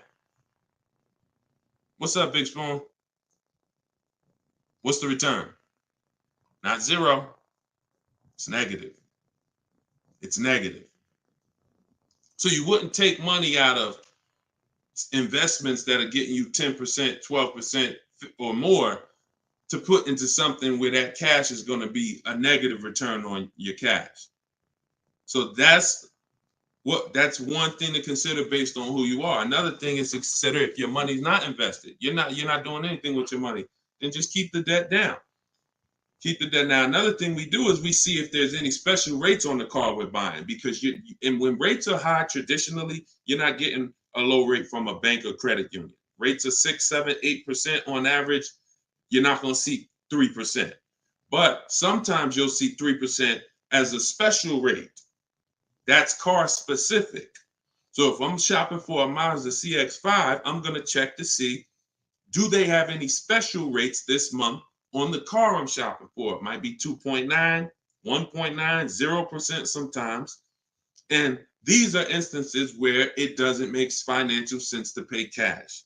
If I can get this type of rate, use the bank's money for a very low percentage, and then turn around and use my money and keep my money invested or keep my cash. Maybe you just want to have your cash. Once it's in the car, you can't get it. So once you put your money cash in the car, you can't get that money back out until you sell the car. But if you can keep the money and get the car, now you have your cake and you eat it too. I still got my cash, but I'm leveraging the bank's money, paying them small amounts of interest to use it. So people see interest as the only loss. I don't want to pay interest. That's programming. That's not what would be talked about in a finance conversation. And if you want to get religious, because some of you say, "Oh, I don't want to pay interest because of religious reason," then it's a partnership. It's not a debt. It's a partnership. Anyway, let's not get all into that. Just paying cash is right sometimes for some situations. Paying cash is not right sometimes for other situations. The key is, which situation are you in? That's the key. Knowing how to ask yourself the right questions. Which situation am I in? I'm getting good returns. Stock market been returning me X percent late. Hey, this many years, this has been my return. I think I'm going to keep my money invested and I'm going to use the bank's money. That's right for that person. All right. So that's a great question. I don't know how we went deep on that, but we're going deep in this stream. I normally do rapid fire Q&A. We're going deep on some subjects. And again, this is all in my book. Everything that I'm teaching is in my book. Every part of my strategy, it's a 7-step process. First step is most important question. Second step is deal structure. The equity assessment. For those of you who are replacing a car or a lease, assessing the equity in the asset to see how much money we can pull out, if any, to either put in our bank account or use in our next transaction. Third step is deal structure. Fourth step is shopping, not buying. It's actually called shopping, not buying, where we enjoy shopping, we enjoy test driving, we enjoy the process. We're about to spend $30,000, $40,000, $50,000, $100,000. We actually enjoy shopping for the item. There's no pressure because we're never talking numbers in the dealership, ever. That's our rule. Step 5 is multiple offers. So once we've selected what we're going to be getting, it's time to get multiple offers on it. If we're getting a used version, it's time to see multiple options of it. And if in step 5 in my process, used car shopping is online marketplaces. You're using online marketplaces, cars.com, carfax.com, autotrader.com, cargurus.com, Carfax, CarMax, Driveway, and Carvana. 8 marketplaces, eBay Motors. See, some of you are missing great deals because you're only looking at 2 of the marketplaces. That's like you're not going to see below market deals until you can see the whole market. So when we're shopping for used cars, that's what we do. When we're shopping for new cars, we use my 25 to 5, where your goal is to get 5 offers. If you are shopping for a new car or a lease, your goal must be to get 5 offers, because until you get at least 5, you are not going to get a below market deal, because we have thousands of people who have come before you who have used this, and they report to me, they report their deals to me. So when I can tell you the deals we see, we have to get at least 5 offers, because 4 are overpriced. Some people get 6, 7 offers. You saw Charles earlier on his Palisade. I think he said he got 10 offers. But once you learn how to get them from home, either you could do it your way, you want to call and get them, you want to call, ask for managers to get them. I don't care what you do. If you're using my process, we don't do any talking. So when you're using my book, we're not talking, because when you talk, who knows, when you talk, you can say the wrong thing. When you type, and then you're typing what I wrote for you, because in my book you're using what I wrote for you to talk to the dealers by email. So I can't even say talk to the dealers, to communicate by email, because we know everything they're going to say. So then the step 6 is paperwork and protection. Once you get your lowest offer, you find the best option. It's time for the paperwork. And then step 7 is delivery. That's it. So everything that I teach is out of one of those 7 steps. And, part of why you have not gotten the deals that you see me sharing is because you don't have any process. You're just winging it. You're just hoping things go well for you. And that's just not a place of empowerment. That's just not a place of empowerment. Strategy is here. So,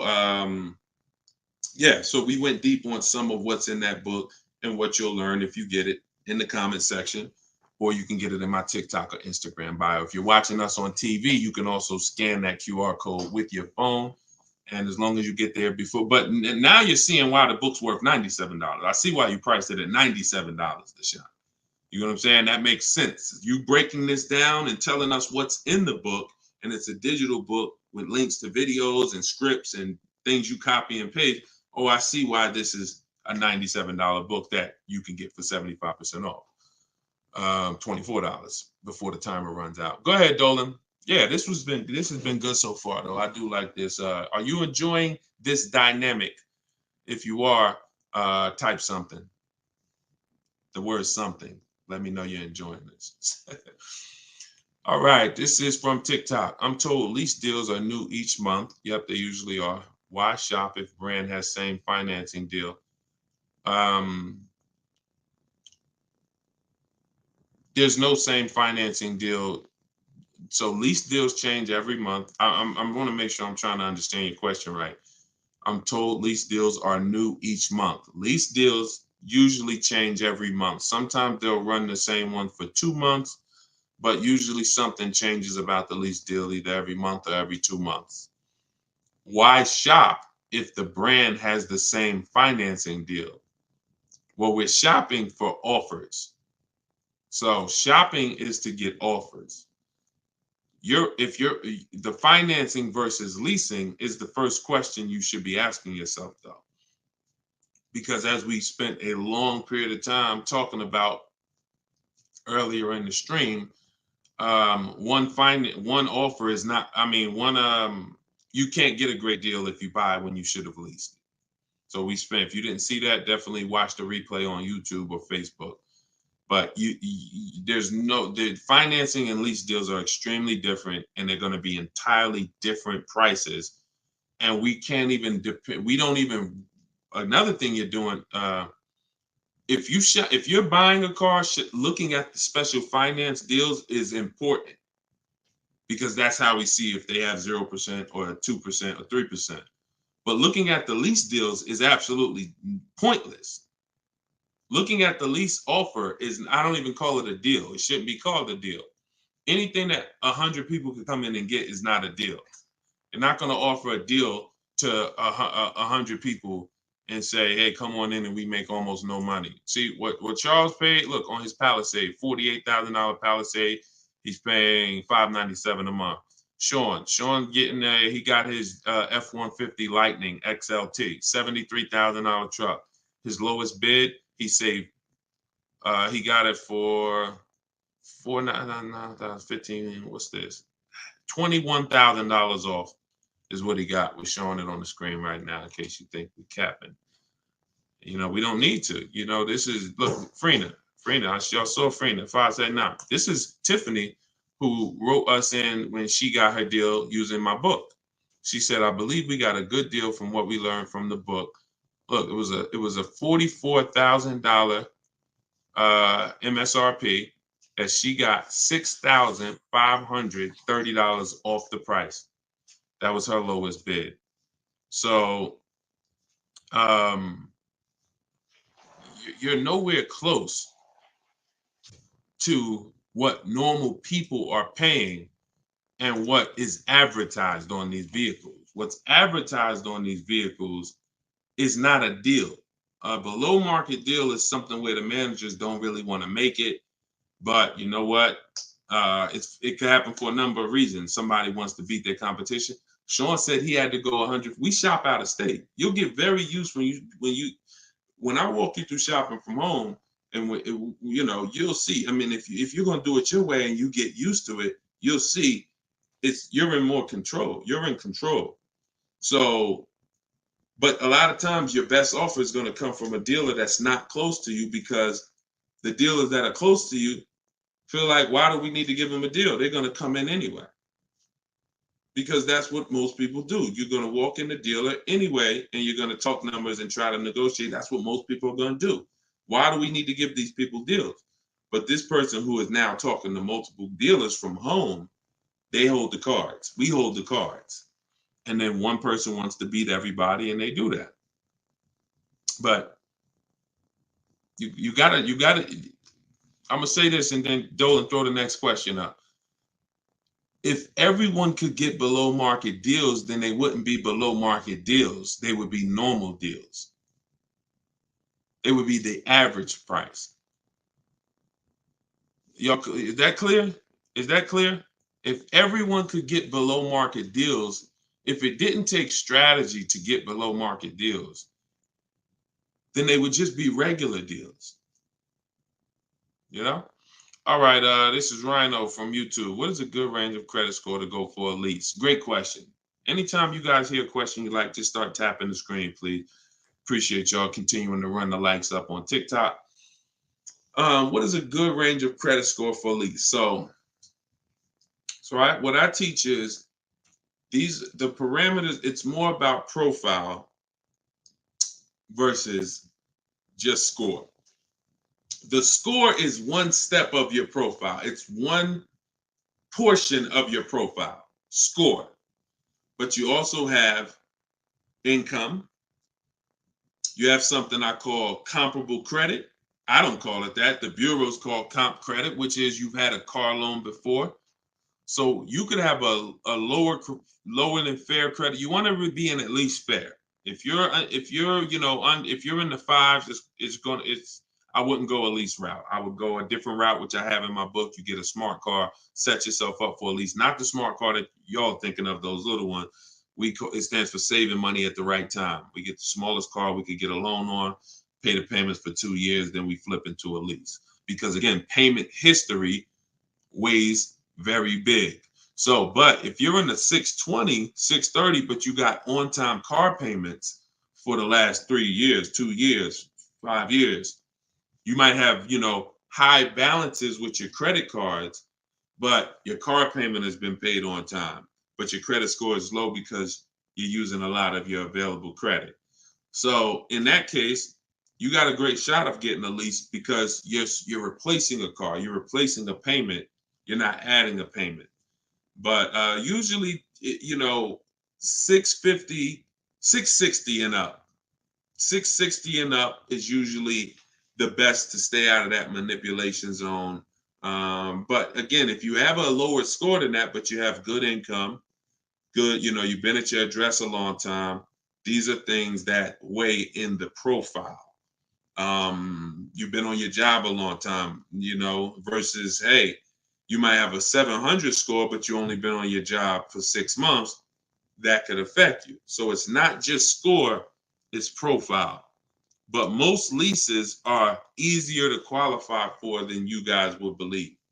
I got my first lease and I had a 6-something credit score. Now I did have to pay, I remember $25 more because of my credit score. I didn't get approved at the first tier. I went up $25 or something like that. But I was still paying $256 a month for a brand new Pontiac G6. It's a $20,000 car. So I had friends that were paying $500 a month for Toyota Corollas, $20,000 cars. $23,000 brand new Toyota Corolla. They're paying $500. They're paying, and I'm paying $256. These things make a difference in households. Thank you for answering, brother. Just purchased your book too on your website. Enjoy it, brother. Now, I don't even say enjoy it. I use it.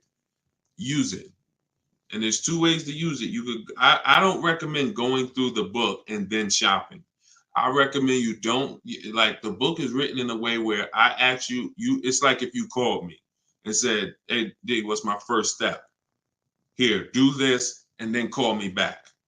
You wouldn't call me and be like, Deshone, give me all the steps. I wouldn't give you all the steps because you would forget them. I would tell you, all right, how many years we keep in the car? 4. Okay, we leasing. How many years we keep in the car? 10. All right, we purchasing. Then we're gonna move to the next question. We need to do our equity assessment. Go on these websites, call your bank, get your payoff, do these steps, call me back. Okay, boom, I did that. All right. So once you put those things in an order, you'll see that you threw me off, Dolan, throwing that question up. But yeah, Rhino should. Oh yeah. Anyway, what I was saying is use it. So you could go through the book. I would recommend you go through it, do 1 step, check it off before you move to the next step, so that by the time you get to step 7, I'm congratulating you, saying, let's get ready for delivery. Not, oh, I'm at step 7. I read the whole congratulations. Oh, that was so nice. That nice message you write to us when we get our cars at the end. That's nice, Deshone. You shouldn't be reading that until you got your car. You get what I'm saying? I'd rather you go through the book that way. It'll be a lot quicker, a lot more effective for you. All right, but use it. Use it. Great. All right, Dolan, throw that up for me now. Thank you, man. Appreciate you. Okay, Freon on YouTube said, what about refinancing when the rate drops? Absolutely. If I'm buying a car and I'm paying a high rate, what is considered a high rate, 7-8%, depending on the gun. Now, there are times where rates are high. That's the best offer you could get. But there are times where we know rates are 3%, 4%. There's time when the rates was 2 and change from the credit unions and things of that nature. So, relative to what they've been, these rates are high. So, yes, as long as you have a great car, the goal is always to get a great car. You could change the loan, like Freon said, by refinancing. So let's say I have horrible credit, 400 score, I need a car. I'm going to make sure the car I get is absolutely a great car. I mean, it must last. This is the thing you need to be looking for. I need to make sure I'm getting a car that's going to last, because I could always fix the loan. But if you fix the loan refinance, but you got a bad car. You got a car with 100,000 miles on it, and now you're saying you're going to keep it 8 years. You're not keeping that car 8 years in a lot of cases. It has too many miles on it. So you should be shopping for a car saying, okay, I'm planning on keeping this 18 years. I want to get myself something with 60,000 miles. Now that might mean you can't get the big SUV. But if you get the big SUV and then the car breaks down in 4 years, it defeats the purpose anyway. So you could always fix the loan. Don't get a bad car. Very, very important. Or that really destroys a lot of these long-term plans that you need to have. Okay? But yes, everyone will be refinancing when the rates drop. That's for sure. Go ahead, Dolan. Next one, please. Great questions. Great questions. Yes, these are some great questions. From TikTok, I have a car with a lease ending in a couple months. Buyout is 35, but Kelly's Blue Book is 44. Should I buy out the car with the option to sell after? We don't usually buy leases, in fact, ever. Why are we so big on buying our leases? Who told us that was a good idea? Who told us going from buying? Think about this. 3 years ago, I drove off the lot with a very nice brand new car that I was paying, hopefully, a decent payment on. Why am I going to stop doing that to now buy a used car? What's the benefit to us buying these leases out? Maybe I don't see it, because what I explain is it's a horrible idea. It's a horrible idea. One exception, if you're keeping the lease 8 more years after you buy it, then it's fine, because it's just like you bought a used car.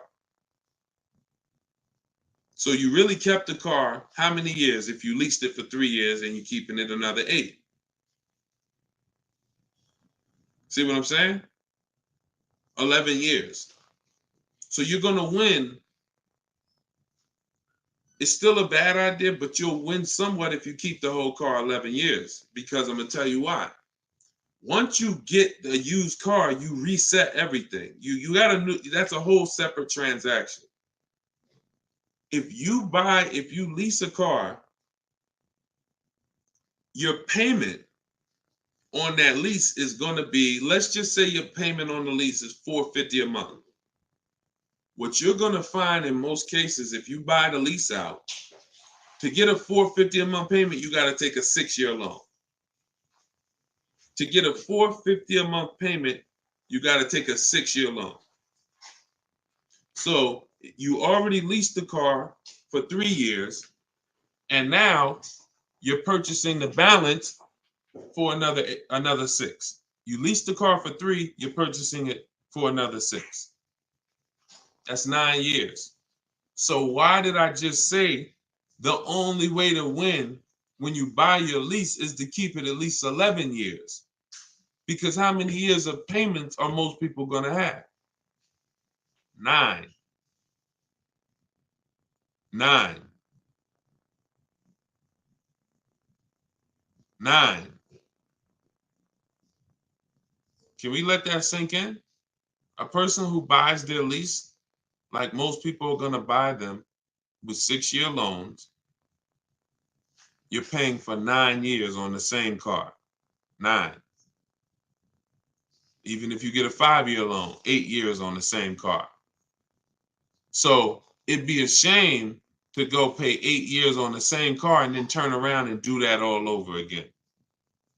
So you want to keep it long enough to at least, hey, I had 2 years of no payments though. You know, I had that car 11 years. I only had 2 years of no payments on it. That's a pretty bad way to live. You're paying on 9 years old, 8 years old, you're still paying on the same car. 7 years old, still paying on the same car. This is why buying your lease is a horrible idea in most cases.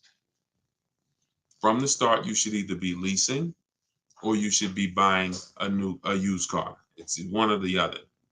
and you're buying a used car that if you plan to keep it 8 or more years, you're leasing if you're not planning to keep the car 8 years. That's it. Not many cases where these make sense. Go ahead, Dolan. It's a great question though. And you know, I'm hoping we can help a lot of people stop doing that. And eventually maybe 10 years from now, 15 years from now, people won't be asking these questions, but it's a very, very common question. Go ahead, Dolan. Shoot the next one up, brother. Nico Smooth on YouTube. What's up, my man? Deshone, if I wanted to counter offer lower than what the calculator generated, would that be realistic? Getting 1.4% would like to get around 1. If your lowest offer is 1.4, then that's the lease program. If your offers are 1.4, your offers should not be the same. That means you don't have enough offers. If all the offers are in one spot, 1.4, that means you're not getting enough. Once you get 5, 7, you'll see they should be at least $150 to $200 a month difference. That's how it should be. 400 to 600 a month. 600 to 800, 600 to 750. That's how it should be. Now, if you once your lowest offer is 1.4, but you have 1.6, 1.7, higher offers than that, then 1.4 is the best. And that's the lease program. There's nothing you can do about the lease program. All you're doing is finding the dealer that's going to agree to discount the car the largest amount. The lease program is then going to dictate what the payment's going to be. But yeah, you're on the right track. Go to a Plan B vehicle. It's surprising how different every single vehicle has a different lease program. In regards to what you and just to really hammer this home, Zafrina, who we showed first at the beginning of the stream, she had a $579 a month lease on a $65,000 truck. She was shopping for a Jeep Grand Cherokee Limited because that's what they had and they were replacing the lease. So she gets a 1.1 and change. It was like under 1.2, like 1.19 or something like that. That was her best offer on a Jeep Grand Cherokee Limited. That's a great lease. That's a great deal. $600. That's a great lease deal. Probably a $450 payment on a $40,000. Great lease deal. But she said this guy is saying that he thinks he might be able to do better on a hybrid Jeep Grand Cherokee Limited. He said he could probably get me below the 1%. I said, okay, you need to get 5 more offers at least. Because what if he's saying he could do better on that version, that means that version has a better lease program, which means you need to get your 5 offers again. She called me 48 hours later. Well, she posted in our group saying that she had gotten that $579 a month, which was a 0.88% lease. So that's not only is every vehicle have a different lease program, every trim level has a different lease program. Almost trim levels can have different lease programs attached to them. In many cases, they do. All right, great question though. You could also wait it out, Nico, if you have a little more time and see what the programs are next month. Go ahead, Dolan. You can shoot the next one up. Can you lease a car if you have a bankruptcy? Sure, but you need to rebuild your credit. You need to get your, if you start in blank, I know people that have had a bankruptcy, got a discharge, and they are at a 700 score in like a year. So I will be following Shonda Martin. You know, I recommend her to everybody. She has great strategies on credit. She does a lot of live streams like me, and she has great strategies. So I think she's on every platform. Yeah, she's on every platform that we're on. So Shonda Martin. But yeah, get yourself up to like a 680, which is not hard to do because you're starting fresh. Many times a Chevy or a Ford, a Honda, Hyundai, Mazda, Subaru, these leases don't need you to be incredible. If you have a good job, long history on your job, and a 680 score, you're going to get most of these leases. These are not like luxury leases to the point where they're snooty. All right, go ahead, Dolan. Genesis on YouTube. So how can you lease out of state with the current lease looking to trade in? But I heard Deshone say out of state lease deals are good. Well, if it's the best offer, you go as far as you need to go to get 5 offers. In my book, we use my 25 to 5 strategy, where you're connecting with 25 dealers online in 20 minutes. We go to their websites using the contact tab, and then you have a template of mine that you copy and paste. If you're going to do it your way, you're just writing in, all the details of what you want, when your deadline is, what options you're looking for, what you're over. This is all stuff I walk you through in the book. What you're looking for. Really, it's about the car. You're not saying, hey, I'm looking for a lease quote, I'm looking for a purchase quote. We need to find out who even has a car before we start talking about money. But then the goal is that you got to get at least 5 offers. You got to get at least, and you have to do the equity assessment to see if there's any equity in your current lease. You don't want to return that, and you don't even know if there's any equity in that lease. And the only way you know that is the offers you get are higher than the payoff. It's very simple. Equity is offers, cash offers from CarMax, Driveway, Kelly's Blue Book, instant cash offer, not Blue Book, the website, instant cash offer, Kelly's Blue Book, Auto Nation, sell my car, Car Guru, sell my car. You have to get these offers, and if those offers are higher than your payoff, then you have equity when you sell the car to these people. If you have a third-party restriction, you can't sell the car directly to them. You got to sell to a local dealership. You got to get bids from a local dealership. I teach you how to do that. For those of you who have third-party restrictions, we talk to used car managers to sell our leases. So I've been doing this since 2006. Like, if I wasn't called to build these companies, then I would be. If I wasn't called to build these companies, there's no doubt I would be selling cars, making $200,000, $300,000, $400,000 a year. There's no doubt about it. But that's not the path God had for me. So what I'm telling you is based on me understanding 99.9% of the car buying of the industry inside and out, and giving you the way to actually stay in control, call the shots, have the business come to you, have the banks come to you, have the cash offers come to you, and then you're just simply picking the best ones as they come to you. So this is all in my book, Cars from Home, 7 Steps to Saving Time, Money, and Avoiding Dealerships. It's a digital book.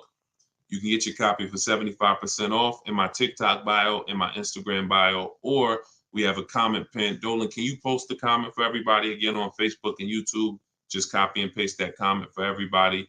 And also we'll put a banner up on the screen for those of you who are watching us on television. You can scan this banner with your phone, and it'll take you to the 75% off page. So you'll only pay $24. You won't pay the normal price of $97. But that offers for 30 minutes. Once the timer does expire, $97 is your price to get it, which is still a great price. I'm sure everybody who spent time with us today can see why $97 is going to save you probably tens of thousands of dollars, depending on how many cars you get. Sean saved 20 grand on his first car. So for those of you who want to attend my free masterclass, Everything You're Doing Wrong, Buying, Selling, and Leasing Cars, you can attend that in my bio. We'll also put another comment for those of you who want to attend that. That's about an hour-long class, and I'm teaching very specific. You'll need a notepad for that. That's not just Q&A, although we do Q&A after. So you guys can go watch that, and so we'll put, and that's also in my Instagram and my TikTok bio. So the information's available, y'all. That's the whole point. There's no excuse. Everything that we talked about today is really financial awareness, financial literacy that you have not learned. You haven't heard of it before, but this has been around. We've been doing this for 3 years. Over 2,000 people have come before you. We have over 6,000 people that have this book now. So this ship has sailed. This car buying from home, you're late to the show now. And you can't afford to go buy another car the old way and think you're getting a good deal. You can't afford to do that. I mean, money is very hard to come by for some people, and you need to, I don't care who you are, you should take it seriously. So this is why we're here. And so you can get it from my free videos, from these Q&As, in my book, in my masterclass. I don't care how you get it. You want to join me in Maps Academy and have me coach you through your car buying. I don't care how you get it. Just make sure you get it. Get in where you fit it. All right. So that was episode 17. All right. We'll see you on episode 18. God bless y'all.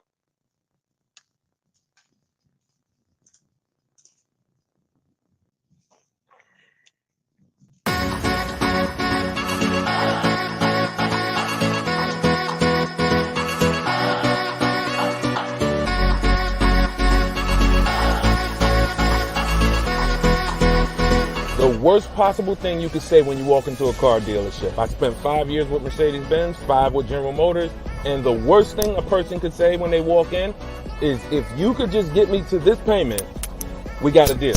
So your loan's probably still like 19, which means you got to pay to get out. You're upside down. It's called negative equity.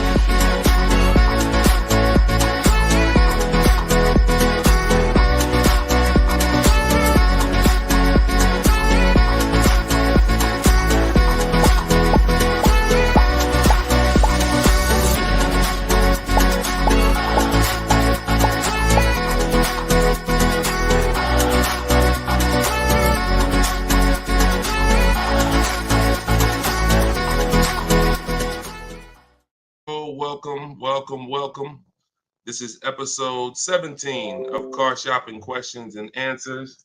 I am your host, Deshone the Auto Advisor, and we do these live shows throughout the day, throughout the week, to make sure that you have access to cutting edge car shopping strategy, which is the science of making dealers and banks bid for your business instead of negotiating the old-fashioned way. So that is what we do here. Frankie boy, good to see you, Frankie boy, on TikTok. Kev, I see you on TikTok. We are live on all 4 platforms: TikTok, Instagram, YouTube, and Facebook. We have Dolan in the background. He's going to be pulling in your questions for the show. So as you're here, you can start typing your questions. Let's get the housekeeping out of the way as well. Could everybody who shares great information hit the share button? Also, I'm the author of the new digital book, Cars from Home. It's called Car Shop. It's a 7-step system that we use to car shop, and we get bids from home. Everybody that you're going to hear me talking about today, I'll be sharing a lot of different people throughout the broadcast that use this system, so that you can see the different results that you will get when you start learning to make dealers bid for your business instead of negotiating the old-fashioned way. So thank you to everyone who has reviewed the book. Again, this is our Thursday, 12 p.m. live. It's May 9th, so you guys can start typing your questions if you are here with us live.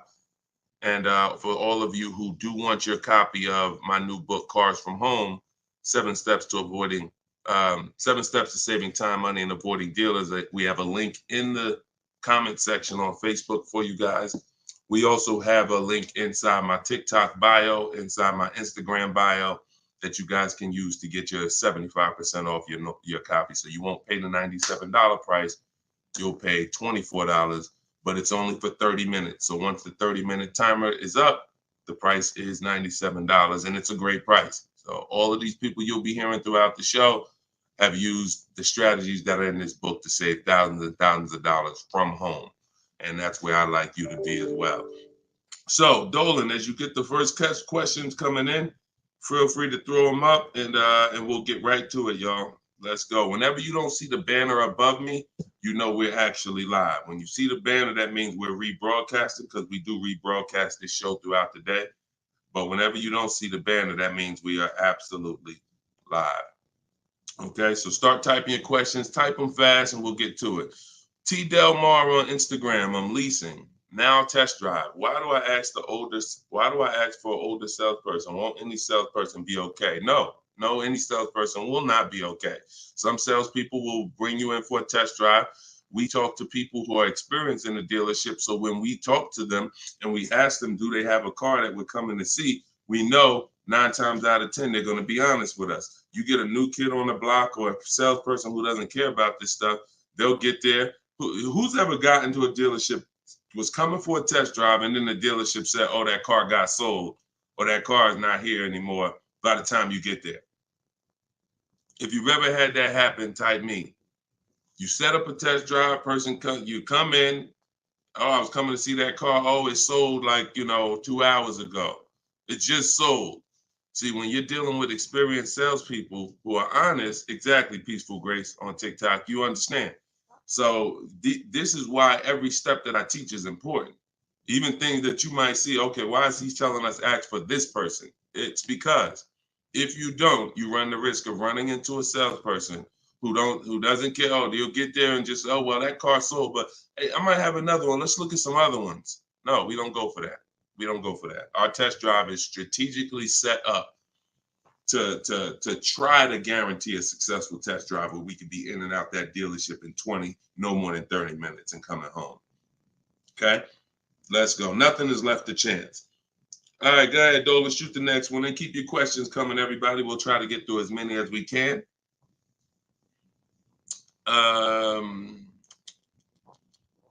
I see you got all right, we got one that just came in on TikTok. We'll give everybody a chance to come on in and start typing your questions. Try to type them all in one question, kind of one long question versus, continuations and continuations. Shaderick Will on TikTok. How do I get out of a finance contract without it being on my credit as a repo? How do I get out of a finance contract without it being on my credit as a repo? Well, let's talk about how not to do it. If they take the car back because you didn't pay them, that's a repo. So if they take the car back because you didn't pay them, that's a repo. So if you do that, that's a repo. So let's talk about how not to do that. You could sell the car. The only way to get out of a car without it being a repo is to sell the car. So you need to find out what your equity position is in the car. You need to call the bank, ask them how much you owe. That's called a payoff. Get your payoff amount, how much you owe, and then you're going to get offers. You're going to do what we call an equity assessment, where you go into the 6 online car buyers and you get you get these bids. CarMax, Driveway, Carvana, Kelly's Blue Book Instant Cash Offer, AutoNation Cash Offer, and Car Gurus Sell My Car Cash Offer. Those are 6 different cash offers that you're going to get, and whichever one's the highest, that's the one you would take. What's up, Dave DFW? I see you. What's up, Yono? That's how you get out of the car. The only way you're going to get out of a car you want to replace people is to sell your way out of it. Because we don't trade. In most cases, we do not trade because you don't get all the money. When do you get all the money trading anything?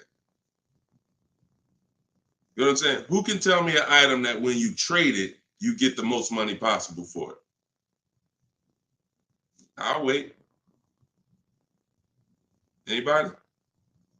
What's up, Bobby I Modern? What's up, Bell? See what I'm saying? So we understand. You're not going to get all the money of anything trading it. You sell it.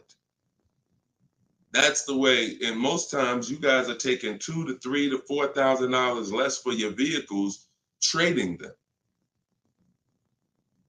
You're losing. See, again, you can't take the price, the monthly payment seriously, but not take the price of the car you're buying seriously. Not take the shopping for your interest rate seriously. Not take the selling of your old car seriously. Because you may be more focused on saving $1,000 off the price of the car you're buying, but you're not putting that same energy into how you shop for your loan. You're giving the bank $2,000 or $3,000 more because you're paying higher interest. Or you're not doing this bidding process. You're trading in your cars. and you're paying $1,000, you're getting $1,000 to probably $4,000 less than what you would get selling these cars to online car buyers. So that's how you get out of a car. Only way you can do it is to sell your way out of it. And if you have negative equity, to pay the difference so that you can get out of the car. But if you just let them come take the car, you can finagle anything you want to try to not have it be a repo. It's a repo. It's a repo. And so the time 3 years ago, everyone could have sold their car and really got out of them because the prices of cars were so high. What's up, Alan Denson? Thank you so much. Appreciate you. Yeah, so that's it. Go ahead, Dolan, shoot the next one in. This is our Thursday live show. My man, Alan Dawson, appreciate you. Oh, Alan Denson. Yep, appreciate you, man. Thanks for supporting the broadcast. This one's Optimal Living from TikTok. This is our Thursday, May 9th live show at noon. So whenever you guys don't see the banner above me, that means we're live. You can send your questions in, and we'll try to get them into the show. Grand Rising, I want to buy a used approximately $10,000 or less, approximately $10,000, less than 100,000 miles, 1 or 2 owners, like a Honda, Hyundai, Volkswagen, good gas mileage, easy to repair. Any suggestions? Well, you have a lot of filters there. If you were buying under 10 grand, I would be looking at Facebook Marketplace. I would be looking at Facebook Marketplace because our used car strategy is to look at all the marketplaces where cars are. These are, you know, Auto Trader, Cars.com, Car Gurus, Carfax.com, CarMax, Carvana, Driveway, and eBay Motors. But if we're looking at a car that's under 10 grand, I would certainly be looking at Facebook Marketplace. Facebook Marketplace is where you're going to try to find a private party owner, not a dealer. Not a dealer. You're trying to find a private party owner that's going to sell you the vehicle, private party, not a retail purchase. A retail purchase is at a dealership that has done reconditioning on the vehicle to prepare it for the market.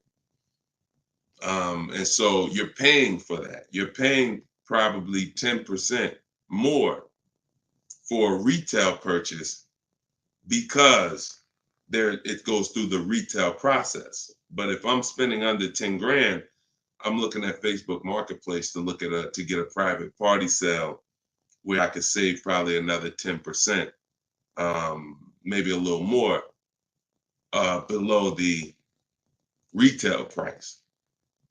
But that's really depends, price specific. Same thing with selling cars. When we get our bids, if our car is worth less than 10 grand, we usually I always tell people, it's in my book, if the car is less than 10 grand, when you get your offers, you could get probably 1,500 to 2,000 more listing it on Facebook Marketplace. So if my highest offer might be for 8 grand from CarMax, everyone else is offering me 7 and 65, and I'm gonna throw it on Facebook Marketplace if I have the time, and I'll sell that car and usually get a $1,500, $2,000 above. So it's the same difference. I would shop on there if I was looking for a car under 10 grand. I would sell on there if my car was worth under 10 grand. See, when you start going with cars that are worth 15, 20,000, trying to put them on Facebook Marketplace, most of the buyers there need a loan. Most of the buyers on Facebook Marketplace need a loan. So when you get there, they're not going to be, you know, most people don't have 20 grand to bring a private party. That's just most people. So the buying pool is very small for 15 to 20 grand, 30 grand private party. But the buying pool is very big for under 10 grand private party. So you always want to go to where the buyers are, where the best opportunities are. So yeah, that's what I would be doing. Great question, Optimal Living. All right, keep the questions coming, y'all. I see Sharita said, hey, I got the book. I'm stoked. This is great info. Thank you so much, Sharita. Enjoy it, use it. The things that are in my 7-step book, y'all, is everything you're learning right now. So everything that I'm teaching you is out of one of my 7 steps in my car shopping process. My book is called Cars from Home. So it's all designed to teach you the science, walk you through the science step by step of doing 90% of your car purchase from home 90% of your savings are done at home, not in a dealership. The only thing we're doing in a dealership is test driving, is having our car appraised if we have a third-party restriction by a used car manager, and picking up our car if they don't deliver. Those are the only three things we are doing inside a dealership. All the negotiating, the price saving, the shopping the market, the research, the working with the bank, that's all done at home. And some people, some of you are going to do 100% of your purchase from home. If it's a new car or a lease, some of you could do 100% of it, because if the dealer delivers, literally you never went into the dealership except for the test drive, and then we get our bids and we accept the best offer. This is somebody who just got a bid. You can see the dates not too long ago. Look, I contacted 25 dealers. Some of you know my system is used to, we connect with 25 dealers, with our goal being to get 5 offers. Because what percentage of offers is overpriced? Let's see if anybody on here knows. If anybody's been spending time with us, this might be a lot of your first time with us on the stream, but what percentage of dealers is overpriced? Let's see who knows. And this is why you must get at least 5 offers. At least 5 offers, because what percentage of dealers are overpriced, everybody? Let's see. All right, we may got a lot of new people on here. Maybe nobody knows. No, not 100%, Twan. Not 100%. Thank you, T. Delmar. 80%. Exactly. 80%. T. Delmar Instagram got it. 80% of dealers are overpriced. Now, this is not my opinion. I'm telling you guys. I've been working with people all around this country. I opened up my car buying school, Maps Academy, 2021. We have probably over 6,000 people now that have our book. So people report deals to me. I have hundreds of people who over the years report their deals to me. And that's what we see. We see 80% of the quotes we get are higher than the best quote. So when you get your 5 offers, one of them is going to blow the other ones away, but the other ones are going to be significantly higher. And when you look at somebody like this is Teddy. Teddy he said, I received 10 offers. He said, I only used the scripts provided. So in my book are the scripts he's talking about that you copy and paste. This dealer's initial quote came back at 937. Using the counter offer calculator, which you have in my book as well. Using the counter offer calculator, I countered at, I closed on this, wait, hold on, I can't even read. I closed on this 2024 BMW i4. MSRP is $73,855. $73,000. Pay attention to this, y'all. I counted at 829. He came back with 856. My highest offer during this process from a different dealer was 1123. My local dealer, there's a lot happening here in this post if y'all pay attention and dissect it. My local dealer came in at 986 and even told me in an email that he didn't think I'd find a better deal out there. I didn't speak to one salesman on the phone until after the credit was ran and the deal was secured. I even got them to cover my last 2 lease payments. This is how you get, see, if I was to ask Teddy right now, Teddy, bet me $1,000 that there's not a better deal out there. He'd most likely take the bet because he connected with 25 dealers. He got 10 offers. He used it. You can never accept a deal without countering because we don't know what the bottom is until they say no to the counter or until they say, no, I can't do that, but I could do this. Now we know they're at the bottom. So all of this stuff can't happen. You're not going to have price assurance, which means you guarantee you paid the lowest price, and you're not going to be able to get these numbers until you sit at home and start getting the offers at home. It is impossible to get these types of numbers, this type of confidence, this type of assurance walking into one dealer. Even if you got a good price, there's no way you even know it's a good price.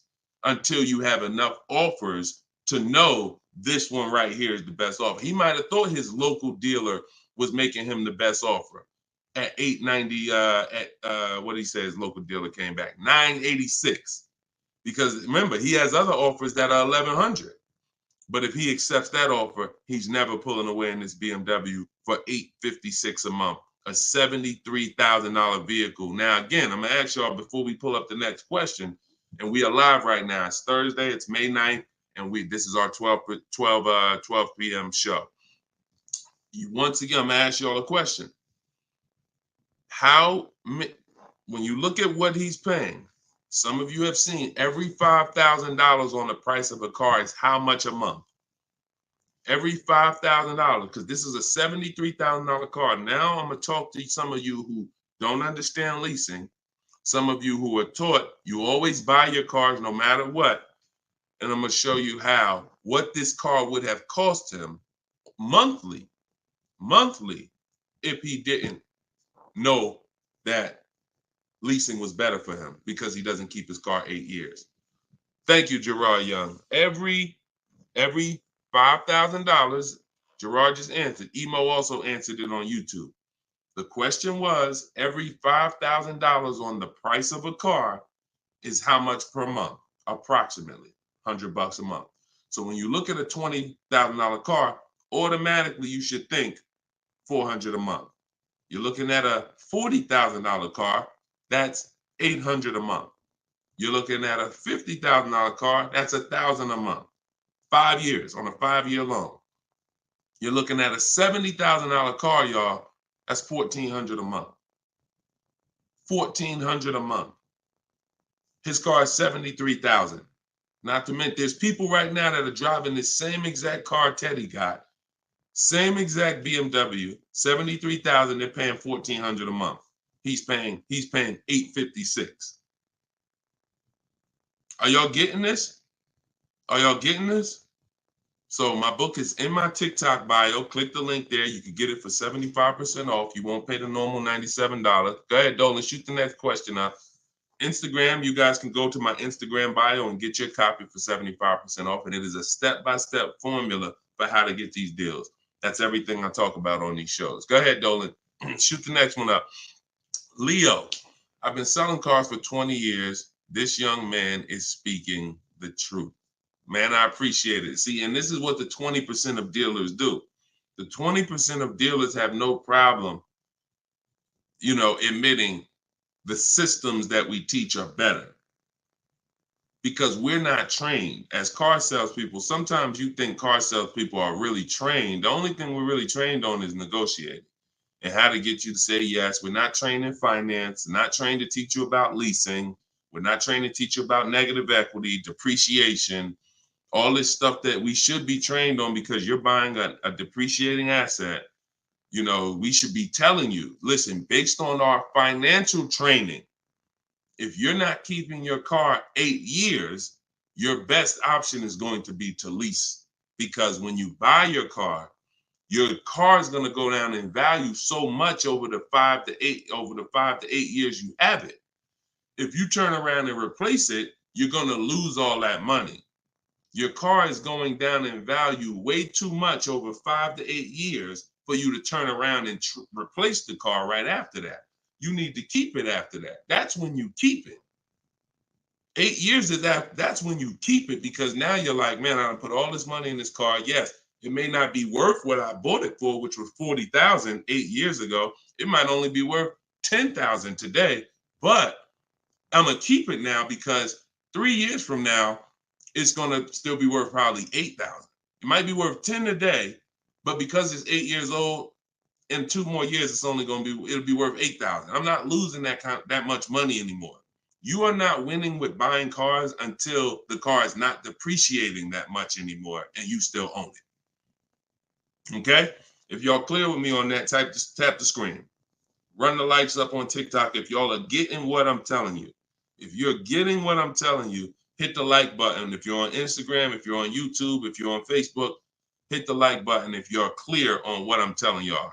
All right, let's move on to the next question, Dolan. Okay, I like to make sure you guys are actually following the conversation. So you have to actually respond and let me know you're following it when I ask you a question. All right, this one's Glenn over on YouTube. If your car lease is up in 6 months, how do you go about trying to sell your lease? Well, the first thing you're going to do, first of all, this is a great question. Glenn said, how do you sell your lease? Now, step 2 in my process is called the equity assessment. My book is called Cars from Home, 7 Steps to Saving Time, Money, and Avoiding Dealerships. Step 1 is the leasing versus buying question. Step 2 is the equity assessment, which means if you have a car you're replacing, we got to get the most money for it. And that's never going to be with a trade. So we have to see, is there any equity in our lease?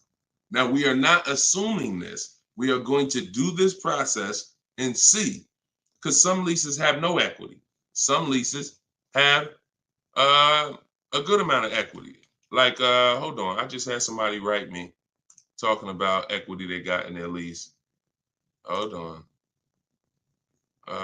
Didn't talk to, I think it was this person. Oh, but I cut off their post. Somebody said they just got $4,000 and I always like to say this. I always like to show this stuff so people understand, you know, we operate with documentation. So when you are getting how you determine if you have equity is with cash offers, not with algorithms. KellysBlueBook.com, Blue Book says my car is worth this. That means I have equity. No, Blue Book doesn't buy cars. So what you want to do is you want to determine if you have equity by calling your bank. You're going to get your payoff, which is how much you owe. And then you are going to go on the websites that I'm laying out for you. It takes you 20 minutes. If you can't take 20 minutes to go on a website to fight for your money, you don't deserve it. You're going to CarMax. You're going to Driveway. You're going to Carvana. You're going to Kelly's Blue Book Instant Cash Offer, where they connect you with a local dealer to get a cash offer. You're going to Car Gurus, Sell My Car. And you're going to Auto Nation, Sell My Car. And that's going to give you up to 6 offers. And if you have a lease, you need to ask your bank, do you have a third-party restriction? And if they say you have a third-party restriction, then if you have equity, you're going to be selling to a local dealer, not to one of the local online buyers. If you don't have a third-party restriction, we sell to the highest online buyer.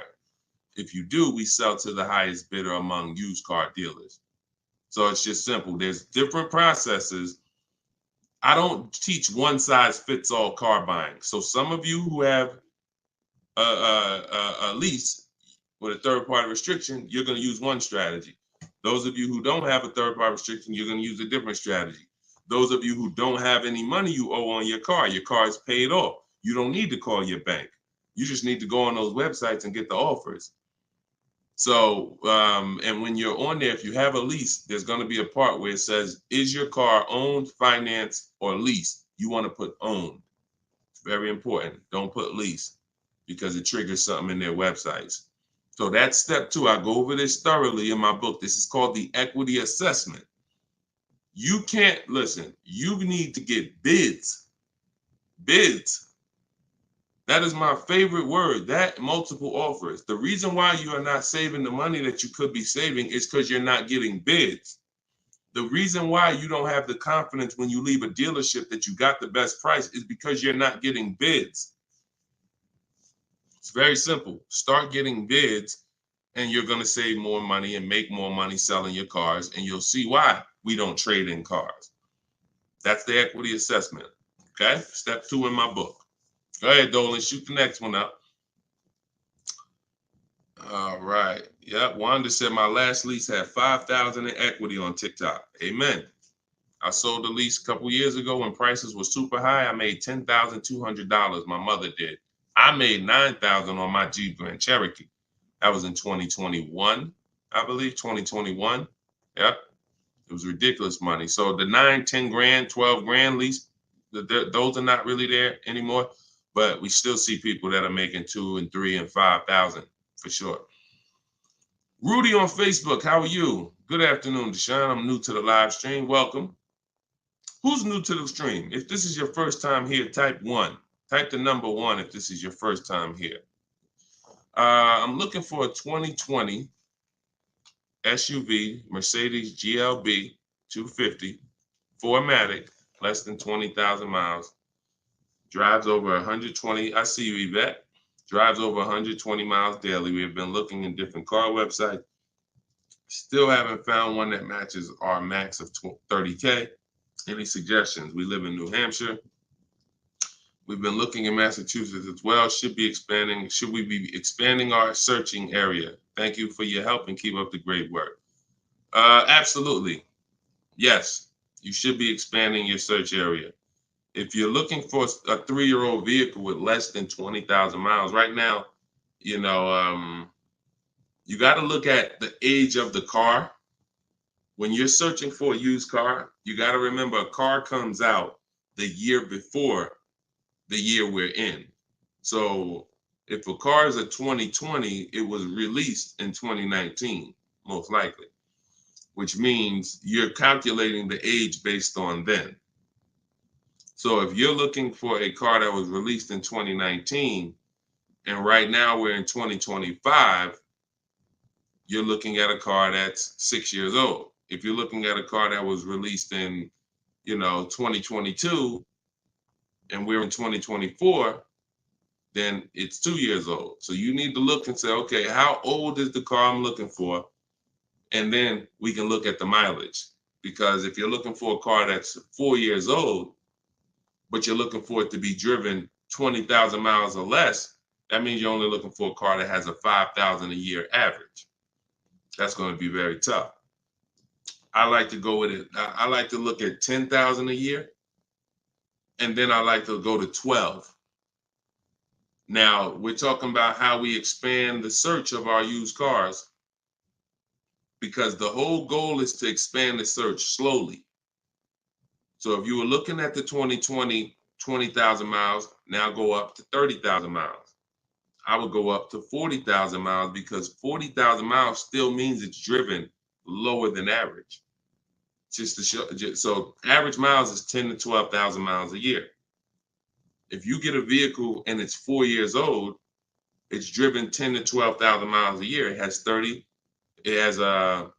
really under 40,000 miles on it. It means it's been driven under 10,000 per year. So you're really looking for the mileage. It's the mileage that I think is really going to limit you. Now you could expand your search wide, like you said. There's many ways to expand it. You could go 100 miles out. You could go 200 miles out. You can go 500 miles out. But you could also expand the search by lowering the mileage threshold and saying, all right, I'm looking for something that has, under 40,000. If it has 36,000, 38,000, 30, I'm good with looking at those. And I think that's going to give you a lot more options, considering how old the car is and how many miles you're looking for it to have. That's way, way, way, way, way below average driven miles. Way, way, way below. And when you have just, you're looking for a car that's only been driven 5,000 miles per year, you're going to have a harder time doing that than looking for a car that's been driven 10. So once we do that, we're still narrowing it down in other ways. Carfax title history, service records, accident history, verifying there's no fake fees. So we have other narrowing down processes. Then we get the new window sticker to make sure, because you can't know you paid a great price without knowing what the original price was. Who's bought a used car in their life? Type the letter U. Type the letter U, and I'm gonna tell before Dolan pulls up the next question, I want to make a point here to how just not having strategy, you guys are missing the things that you should be using to determine if you're getting deals. Yvette, you, I see you. Okay. Richard on Instagram, you, I see you. Leslie on TikTok, I see you. Alex, I see you. Derek, I see you. Harold, I see you. Kathy, I see you. Okay, so let me show you something. When I was buying my Infiniti truck, all of the trucks we were looking at were white. All of them were priced between 30 and 32,000 as a used vehicle. 30 and 32,000. So if I narrowed it down, the top 4 I was looking at, they were all white, black inside, between 30, 32,000 price. Similar miles, you know, one may have 26,000 miles, but the highest one has like, 36 similar miles. So I'm narrowed this down. Now, this is where many of you you don't have the information to make the right decision, because the determining factor of which vehicle I chose was based on the brand new price. I'm gonna tell you exactly how this went. Once I got the brand new price, I got the brand new window sticker on all of these cars, I was able to see that one of the cars brand new was 46,000. One of the cars brand new was 48,000. One of the cars brand new was 52,000. And one of the cars brand new, which is the one I ended up getting, was 54,500. It was a special edition. It has all of these features on it, has all these packages. It has different rims. It has all these different things. Now, if I would have picked the other ones, because the asking price was lower, I would have made a horrible decision. Paying 31,000 for a car that was originally 46,000 is nowhere near as good of a deal as paying 31,800, which is what I paid for a car that was originally 54,000. This is what I call in my book the true value percentage. The true value percentage discount is what the vehicle is being sold for relative to what it was when it was new. So picture this, if the vehicles that I was looking at would have only had the true value percentage discount on them, it would have made it even easier for me to choose, because the one I picked would have said 42% off the brand new price. The ones that I didn't pick would have said 38% off the brand new price, 36% off the brand new price, 32% off the brand new price. So when I look, true value percentage is literally that. And that is something we created. See, a lot of what we teach, we didn't learn it, we created it. So you are getting things that, why can't I find what Deshone teaches in other places? Because God had me create it. So you're not going to find it from other people. You're not going to find the 8-year rule for leasing versus buying with other people. You're not going to find the 1.5% rule for bad lease deals with other people. You're not going to hear them talking about this true value percentage discount when we're looking at used cars, because we created all of this stuff to regulate the industry for people who will use it. So if you guys want everything I teach in one spot, you can go to my TikTok bio. As long as you get there before the 30-minute timer goes down, you can get your copy of Cars from Home, my digital book, for 75% off. Go there. You won't even leave the broadcast. Get your 75% off. It'll be in a few minutes, and you can use this stuff for the rest of your life. Same thing with Instagram bio. And if you're on Facebook or YouTube, we have a comment in the comment section for you guys to get your book there, and you can use it. And if you're on a TV watching us, then you can just scan this QR code with your phone, and you can get your 75% off. $97 is still a great price, even if you missed it and suffer. Get your book full price. If you missed the countdown, that's fine. But the money that you're going to save is going to be dramatically multiplied versus what you spend on this book. Okay, Dolan, shoot the next question in, y'all. We are live. This is our Thursday, May 9th show, 12 p.m. So whenever you don't see the banner above me, that means we're actually live, and you guys can type your questions, and we'll try to bring them onto the show. Helena, what do you consider a good interest rate? Well, this is a relative question. It's the same question you're asking when you say, what do you consider a good discount off a car? How much should I pay for this car? We only pay when someone wins the bid. So we teach something called the bank bidding war, which I also created. You have been taught that, don't let these dealers run your credit, or always get, who's been taught any of this stuff? Always get your own pre-approval, You know, never use the dealer's banks. Never, you know, all of this stuff. Any way. We teach a process that the credit bureaus allow. The credit bureaus allow us to have an unlimited number of banks and credit unions run our credit with a hard pull, as long as it's within a certain period of time. As long as it's within a certain period of time, when that time expires, they are going to have that weigh on our credit as one hard inquiry in terms of how it affects our score. See, normally when you have a bank run your credit with a hard and then another one, and then another one, each hard inquiry affects your credit. But when you do it the way it was meant to be done, and using the bank bidding war, if one hard inquiry would have dropped your credit 10 points, 20 of these hard inquiries is going to drop your credit the same 10 points. So the way it's done is there's 3 rounds to it. There's 3 rounds. This is for people that are financing. Again, those of you who are paying cash, this doesn't matter. Those of you who are leasing a vehicle, this doesn't matter. That's why having access to car buying advice that's not one size fits all is what you need. Because typically, if you only pay cash for cars and get used cars, that's what you're going to teach people. So everything has a different place. So those of you who are financing a new car or a used car, you're going to use the bank bidding war so that you don't have to ask this question. This is the answer to Helena's question. How do you know? What do you consider a good interest rate? It's who wins the bid. So there's 3 rounds to it. The first thing we're going to do is see, are there any special interest rates on the car we're shopping for? So if we're shopping for a Kia Optima, a Kia K5, and all right, let's see, are there any special interest rates on it? Are they doing anything like 1.9% financing? Are they doing 0% financing? Are they doing 2.9% financing? Anything special? We also need to know how much the term. What's the term?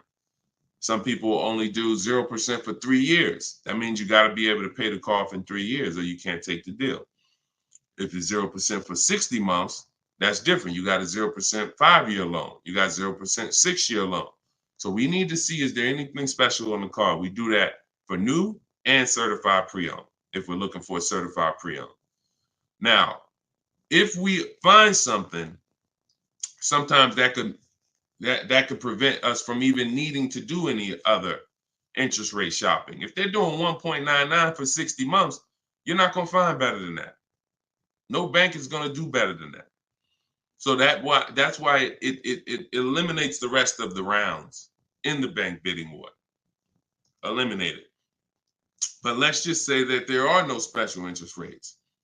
Now we're going to revisit the bank bidding war in round 2, which is after we find the best price on our car. See, because some of you, when you go shop for a car, you're thinking, how much should this car cost? Oh, what's the monthly payment should be on this car? The monthly payment is between you and the lender.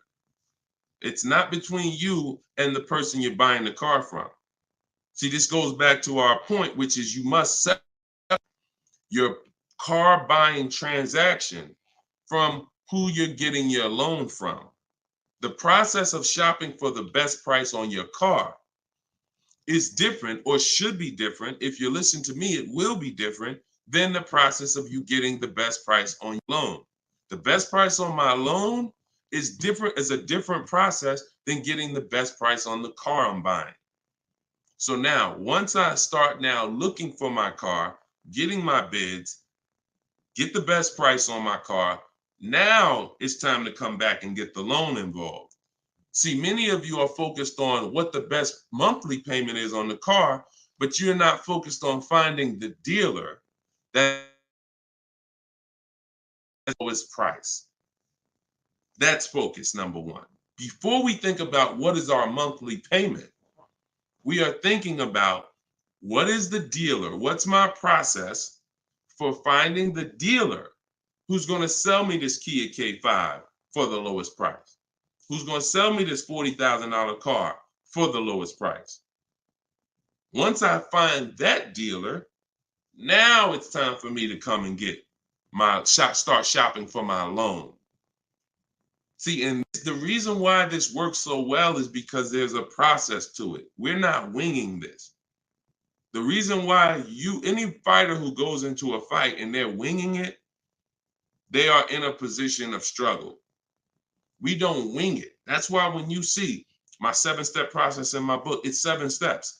In Matt's Academy, my car buying school, it's 7 steps. Whether it's video, whether it's the book, it does not matter. It's 7 steps because the process does not change.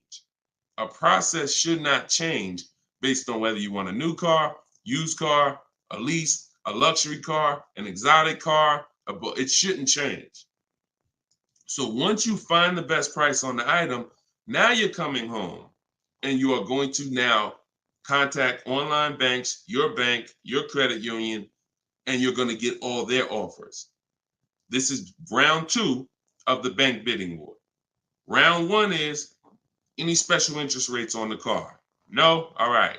Then we go find the best offer on our car. Now we're going to start round 2, which is our bank, our credit union, online lenders, all submitting bids for our rate. Round 3, once that's done, round 3 is we call the dealer who we have the car on hold with, and we tell them the best rate we got, and we give them a chance to see if they can beat it. That's round 3, because the dealers have another 5 to 7 to sometimes 10 banks. So see if they can beat it. So now you have 3 rounds of individuals competing for your interest, for your loan, to give you a loan. 3 rounds. First is the special rates. Second is you, your bank, your credit union, online banks. Third is the dealer's banks. And so when you leave, you already know I got the best interest rate. I guarantee it because I had 15, 20 people competing for my bank, for my loan. And that if you do that correctly, you are going to see that it weighs on your credit at the end as the same as one hard inquiry. That is what the bank bidding war. When you get my book, I email you a copy of the bank bidding war with it because I haven't merged the bank bidding war into my book yet. That's an update. Yes, that's an update. So all of you who had the book prior, when I update the book, you get the new book. You get the new book. That's another reason why having a digital book is the best way to do this. Because when things change in this game, when websites change, people go out of business, I update the book so that things can stay fresh. That's a beautiful thing about having a digital book. So the banner is on the screen. You guys can go to deshonesbook.com on Facebook or YouTube. You can scan the QR code with your phone because everyone can get your copy for 75% off. You won't pay the normal $97 as long as you get to either my TikTok bio or my Instagram bio before the 30 minutes is up. Okay, that's a great question, though. And what we're doing is we're going a little deeper. I've had tons of shows. We've done tons of streams where I was doing these rapid fire answers. This is episode 17. So what you're going, or 18. So what you're going to see is we're going a little deeper on certain topics as we're led to. So go ahead, Dolan. Next question. 5 though. No, I'm not streaming on Twitch, Matt. Only on Facebook, YouTube, Instagram, and TikTok. This is Lauren over on YouTube. Used your system just last week to lease a new car and got a 2024 Tiguan, great, at 1.1% after getting 6 bids. Now you talking, Lauren. It was the most enjoyable car buying process I've ever had. Thank you. Do we see what let me screenshot this here. This is what we're talking about, Lauren. This is what I am talking about. See, Lauren didn't know me. See, here's how different information changes things. Lauren was just like y'all about a month ago. She didn't have my book because we didn't even release the book. She was just like y'all. She might have didn't even know me. But what? She's an action taker. She got on the stream. She said, look, I like what this guy's talking about. This book is $24. What's the worst I could lose? There got to be something in that book where I could at least make my $25 back. Or even if I paid $97, got to be some tip. One tip in here got to be able to make me at least $100 back. She later finds out she's going to get thousands of dollars in discounts, get a 1.1% lease. Well, what that means is if the car is $40,000, her payment is like $420 on a $40,000 car that people are paying $800 a month for, $700 a month. Her lease is 1.1% of the MSRP. So because she's an action taker, she went forward, she got the book, she used the scripts, she said, I'm done with the old process. I'm willing to unlearn my old way of shopping, and I'm going to relearn this new way to shop. That's why, you understand? That's why it's all about unlearning and relearning. You understand?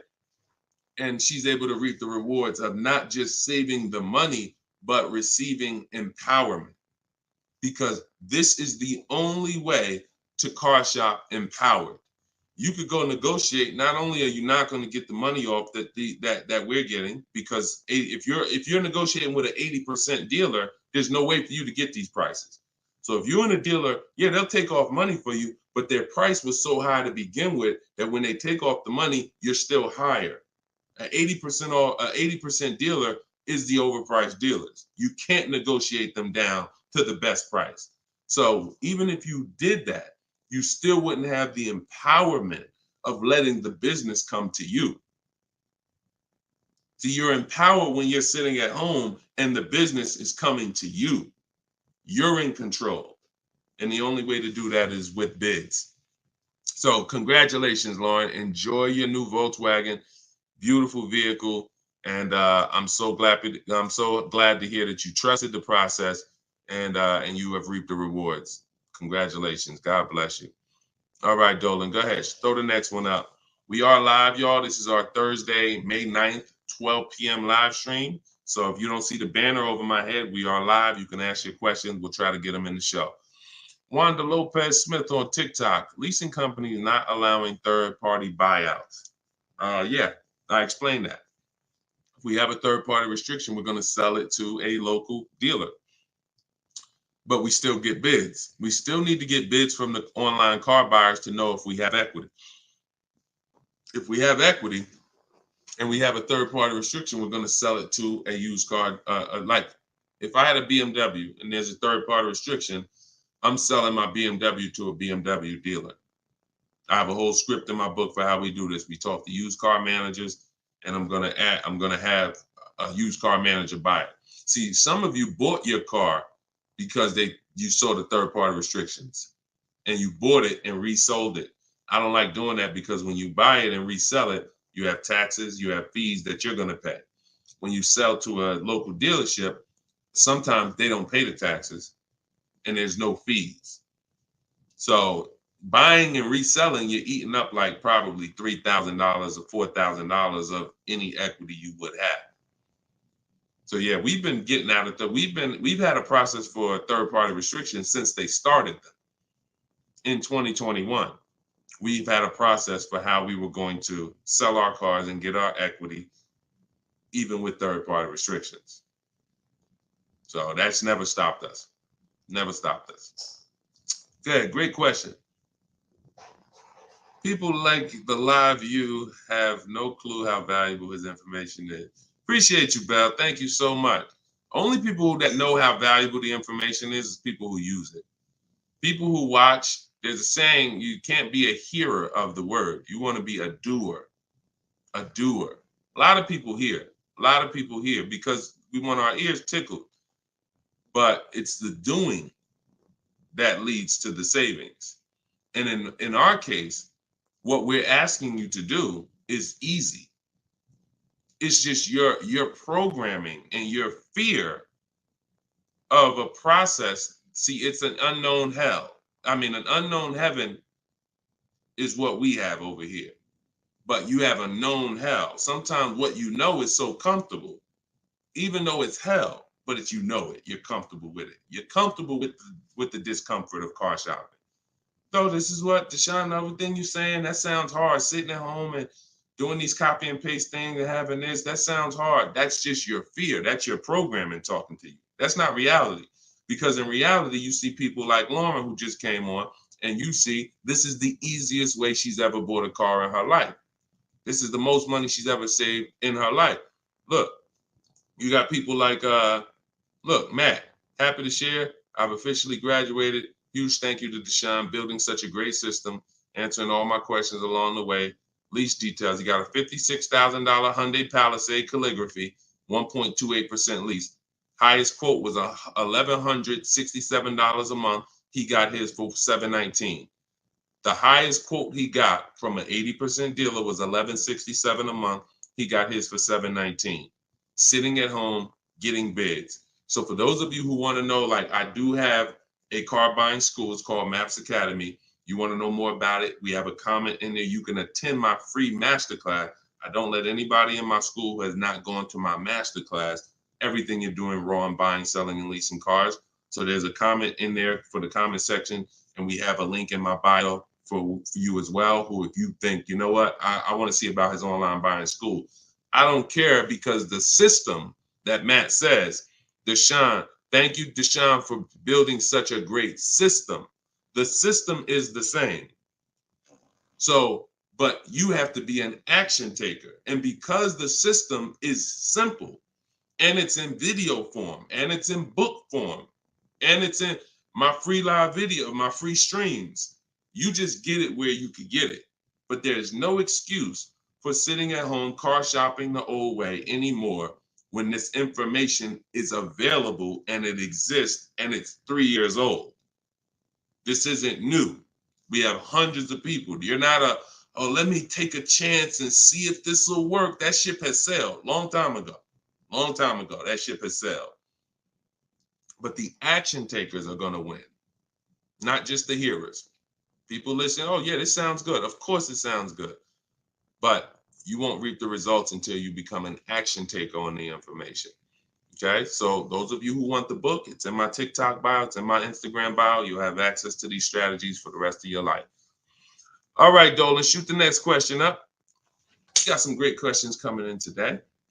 This is our Thursday, May 9th live show. So we are live right now. It's our 12 p.m. stream.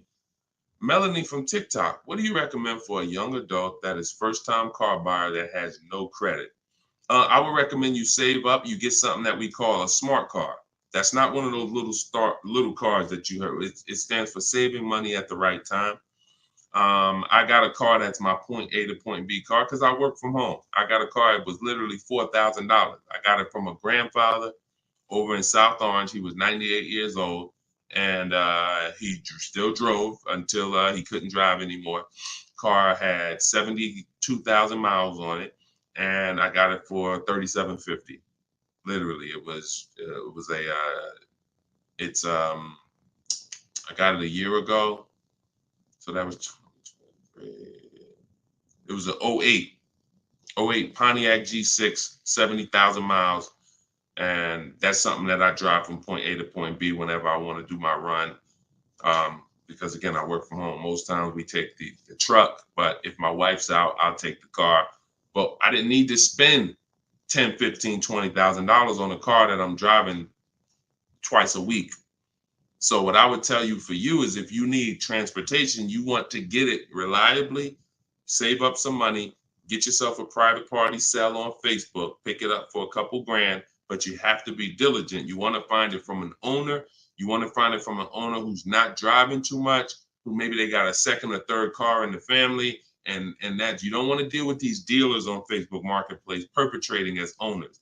The owners know the history of the car. They've had it for the last 8-10 years. You want somebody that can tell you, yeah, my little son, this is where Jeremy took the car one day. He was driving to the grocery store. He backed into a car over there right here. You want a person who knows that, not a dealer who just picked up the car and now they're trying to sell it to you for $2, $3, $4 grand.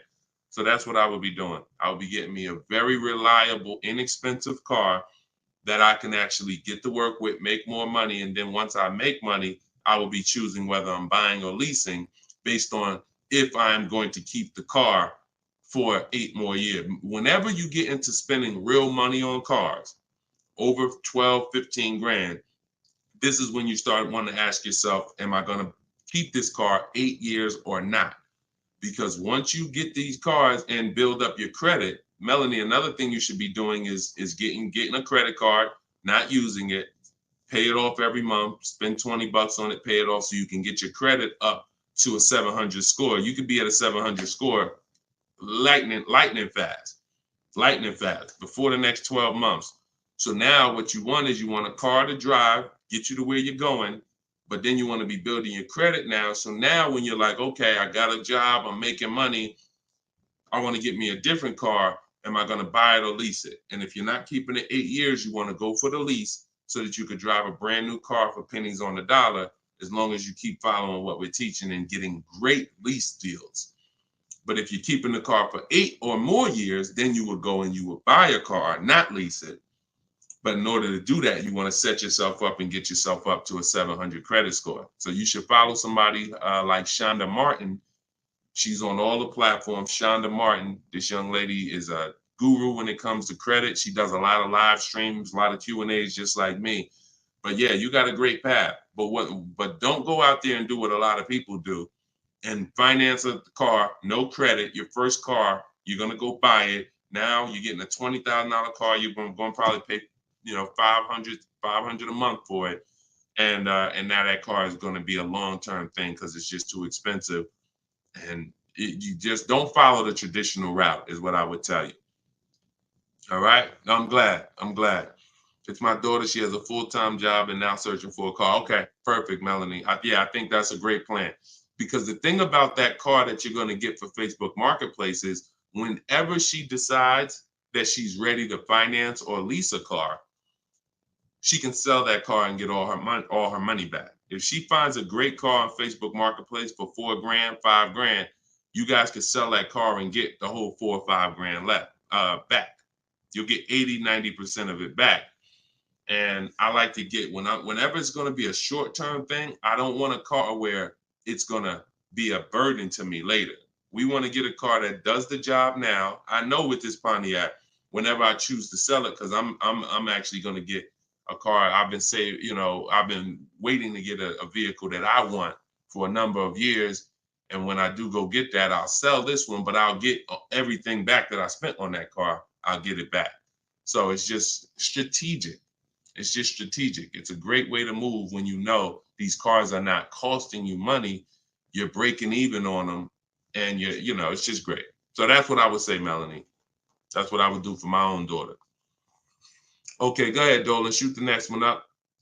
We are live, y'all. We're going to try to get to as many as we can in the show. Type your questions. This is our Thursday, May 9th show, our 12 p.m. broadcast. So, Sir Francis on YouTube, what's the best source for an accurate valuation to determine if purchasing a used car is a good idea? I don't go by that. The only way purchasing a used car is a good idea for me is if we're keeping it at least 8 years. That's it. If you're not keeping it at least 8, are you keeping the vehicle at least 8 years?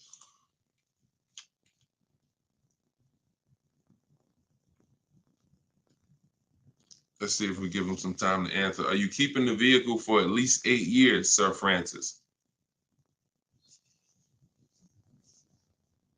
See, if we're not keeping the vehicle at least 8 years, there's no point in buying it, because the money that you would spend to lease, you can't put a price tag. You can't compare it. The reason I have to show you all these lease deals is to see you cannot compare great lease deals to purchase deals. You can't. Look at this. Look at Jared.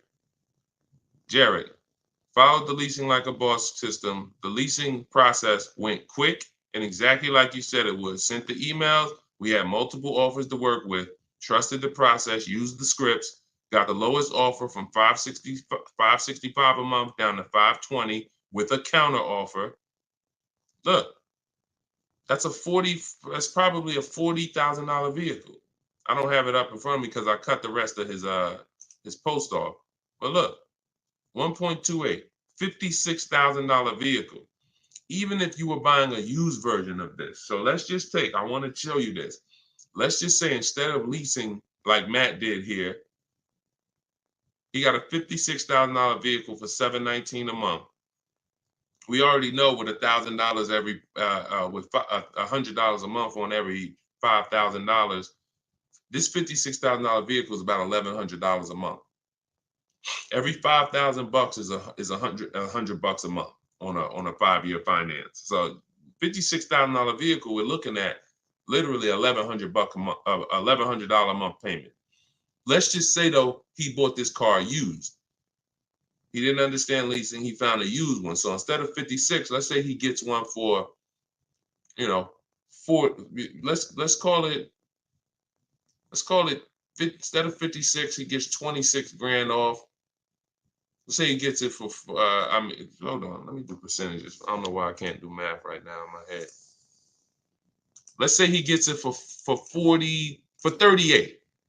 Let's use something that's really conservative and good. He gets it for 38. So a $56,000 Hyundai Palisade, he finds an incredible deal on a pre-owned one. He gets it for 38. Once his taxes go in, he's at 40. What's his monthly payment, y'all? If every $5,000 is $100 a month, what's his monthly payment for 40?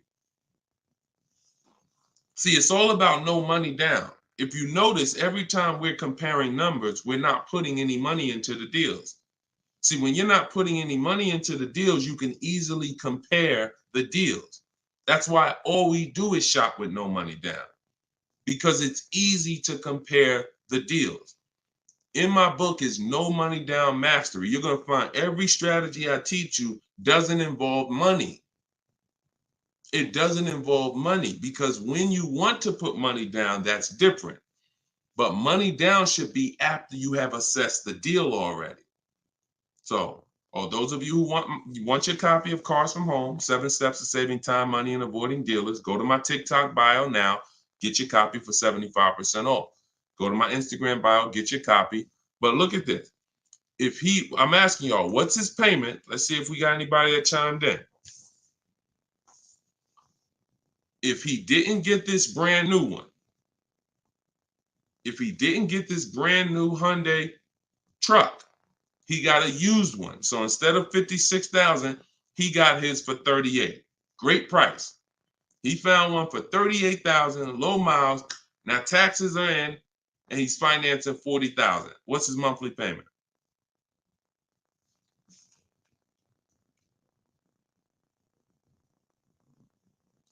Anybody do the math? Every $5,000. Well, I'm gonna tell y'all now. Okay, y'all taking a little long. It's $800 a month. Thank you, Derek. Thank you, Derek, on Facebook. $800 a month. So let's look at that. Matt drove off $719 a month, no money out of pocket. Brand new 2024, never been driven, new car smell, fresh out the plastic, $719 a month. Same person who bought that car because they didn't understand leasing, they're paying $1,100 a month. Now there happens to be another one just like it, but it's a 4-year-old one, and it's $38,000, and someone else gets that, and they're paying $800 a month. Do you see how much money those who don't teach you about leasing have cost you? Do you see how much money listening to those who don't understand leasing has cost you? Big money.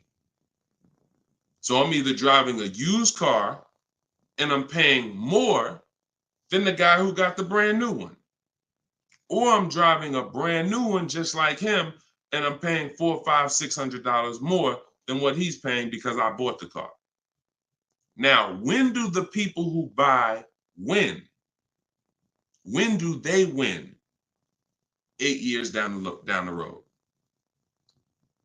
8 years down the road. See, because when you buy your car and you pay it off, see, the person who leases is not worried about depreciation. That's the car going down in value like this.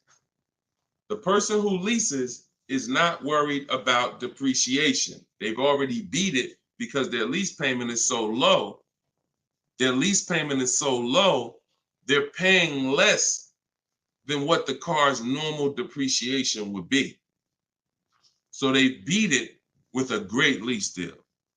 Now, the people who own the car they're not going to beat it because they own it. So any depreciation is coming against their actual car. If they could have sold the car today for 30, next year it's only worth 25, they lost $5,000. If you were going to sell your car today for 20 and then a tree branch falls on it, is it worth 20 tomorrow? Even when you fix it, run it through your insurance. Hey, I'm coming to get my 20. No, a tree branch fell on the vehicle. It's worth probably 18 now. This is depreciation. So the only way you're going to avoid that is through long-term ownership, because eventually, like I talked about earlier in the stream, you get to the point where your car is only losing a little bit of value each year. Only to this year it's worth 10, next year it's worth 95. In another year it's worth 9,000.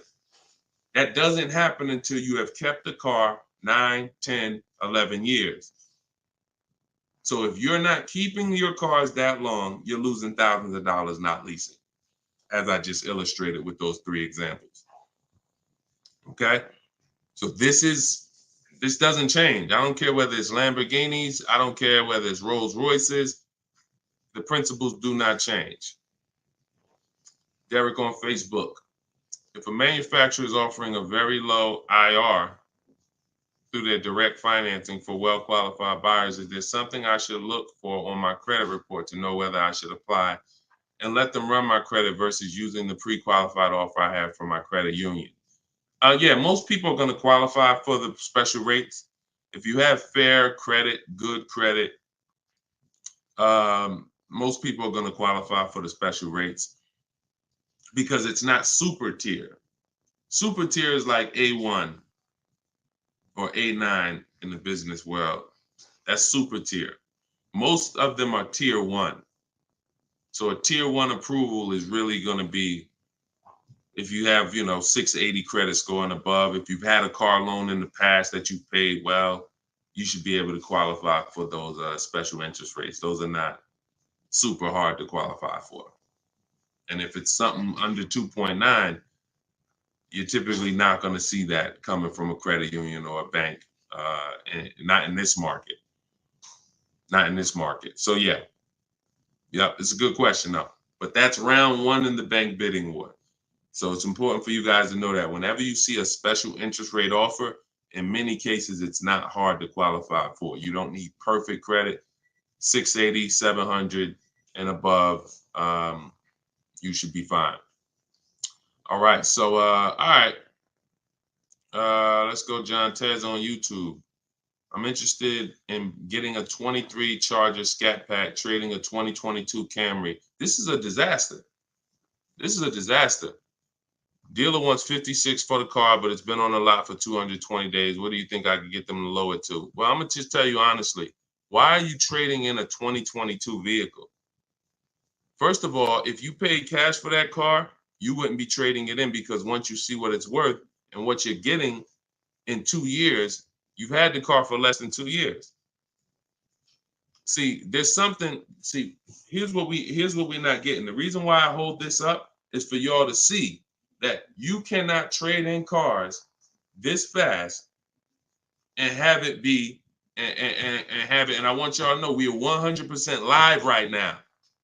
We are 100% live right now. You're not watching a replay. This is a live show. So we're going to dialogue on this for a quick second.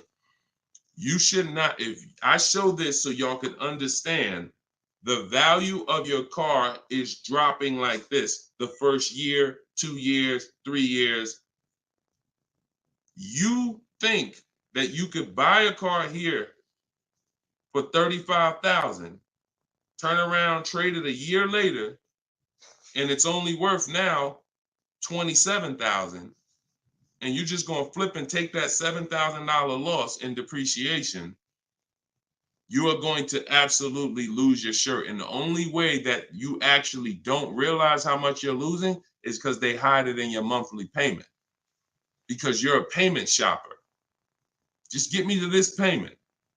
I don't care about the numbers and all of that. I don't care about how much money I'm losing on each car. Just work my monthly payment to something that I could afford. And that is financial disaster.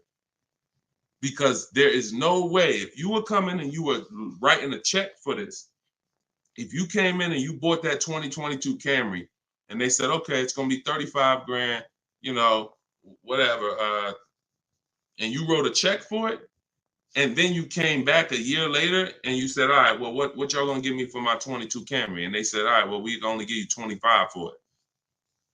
And you said, wait, I just paid 35 for it last year.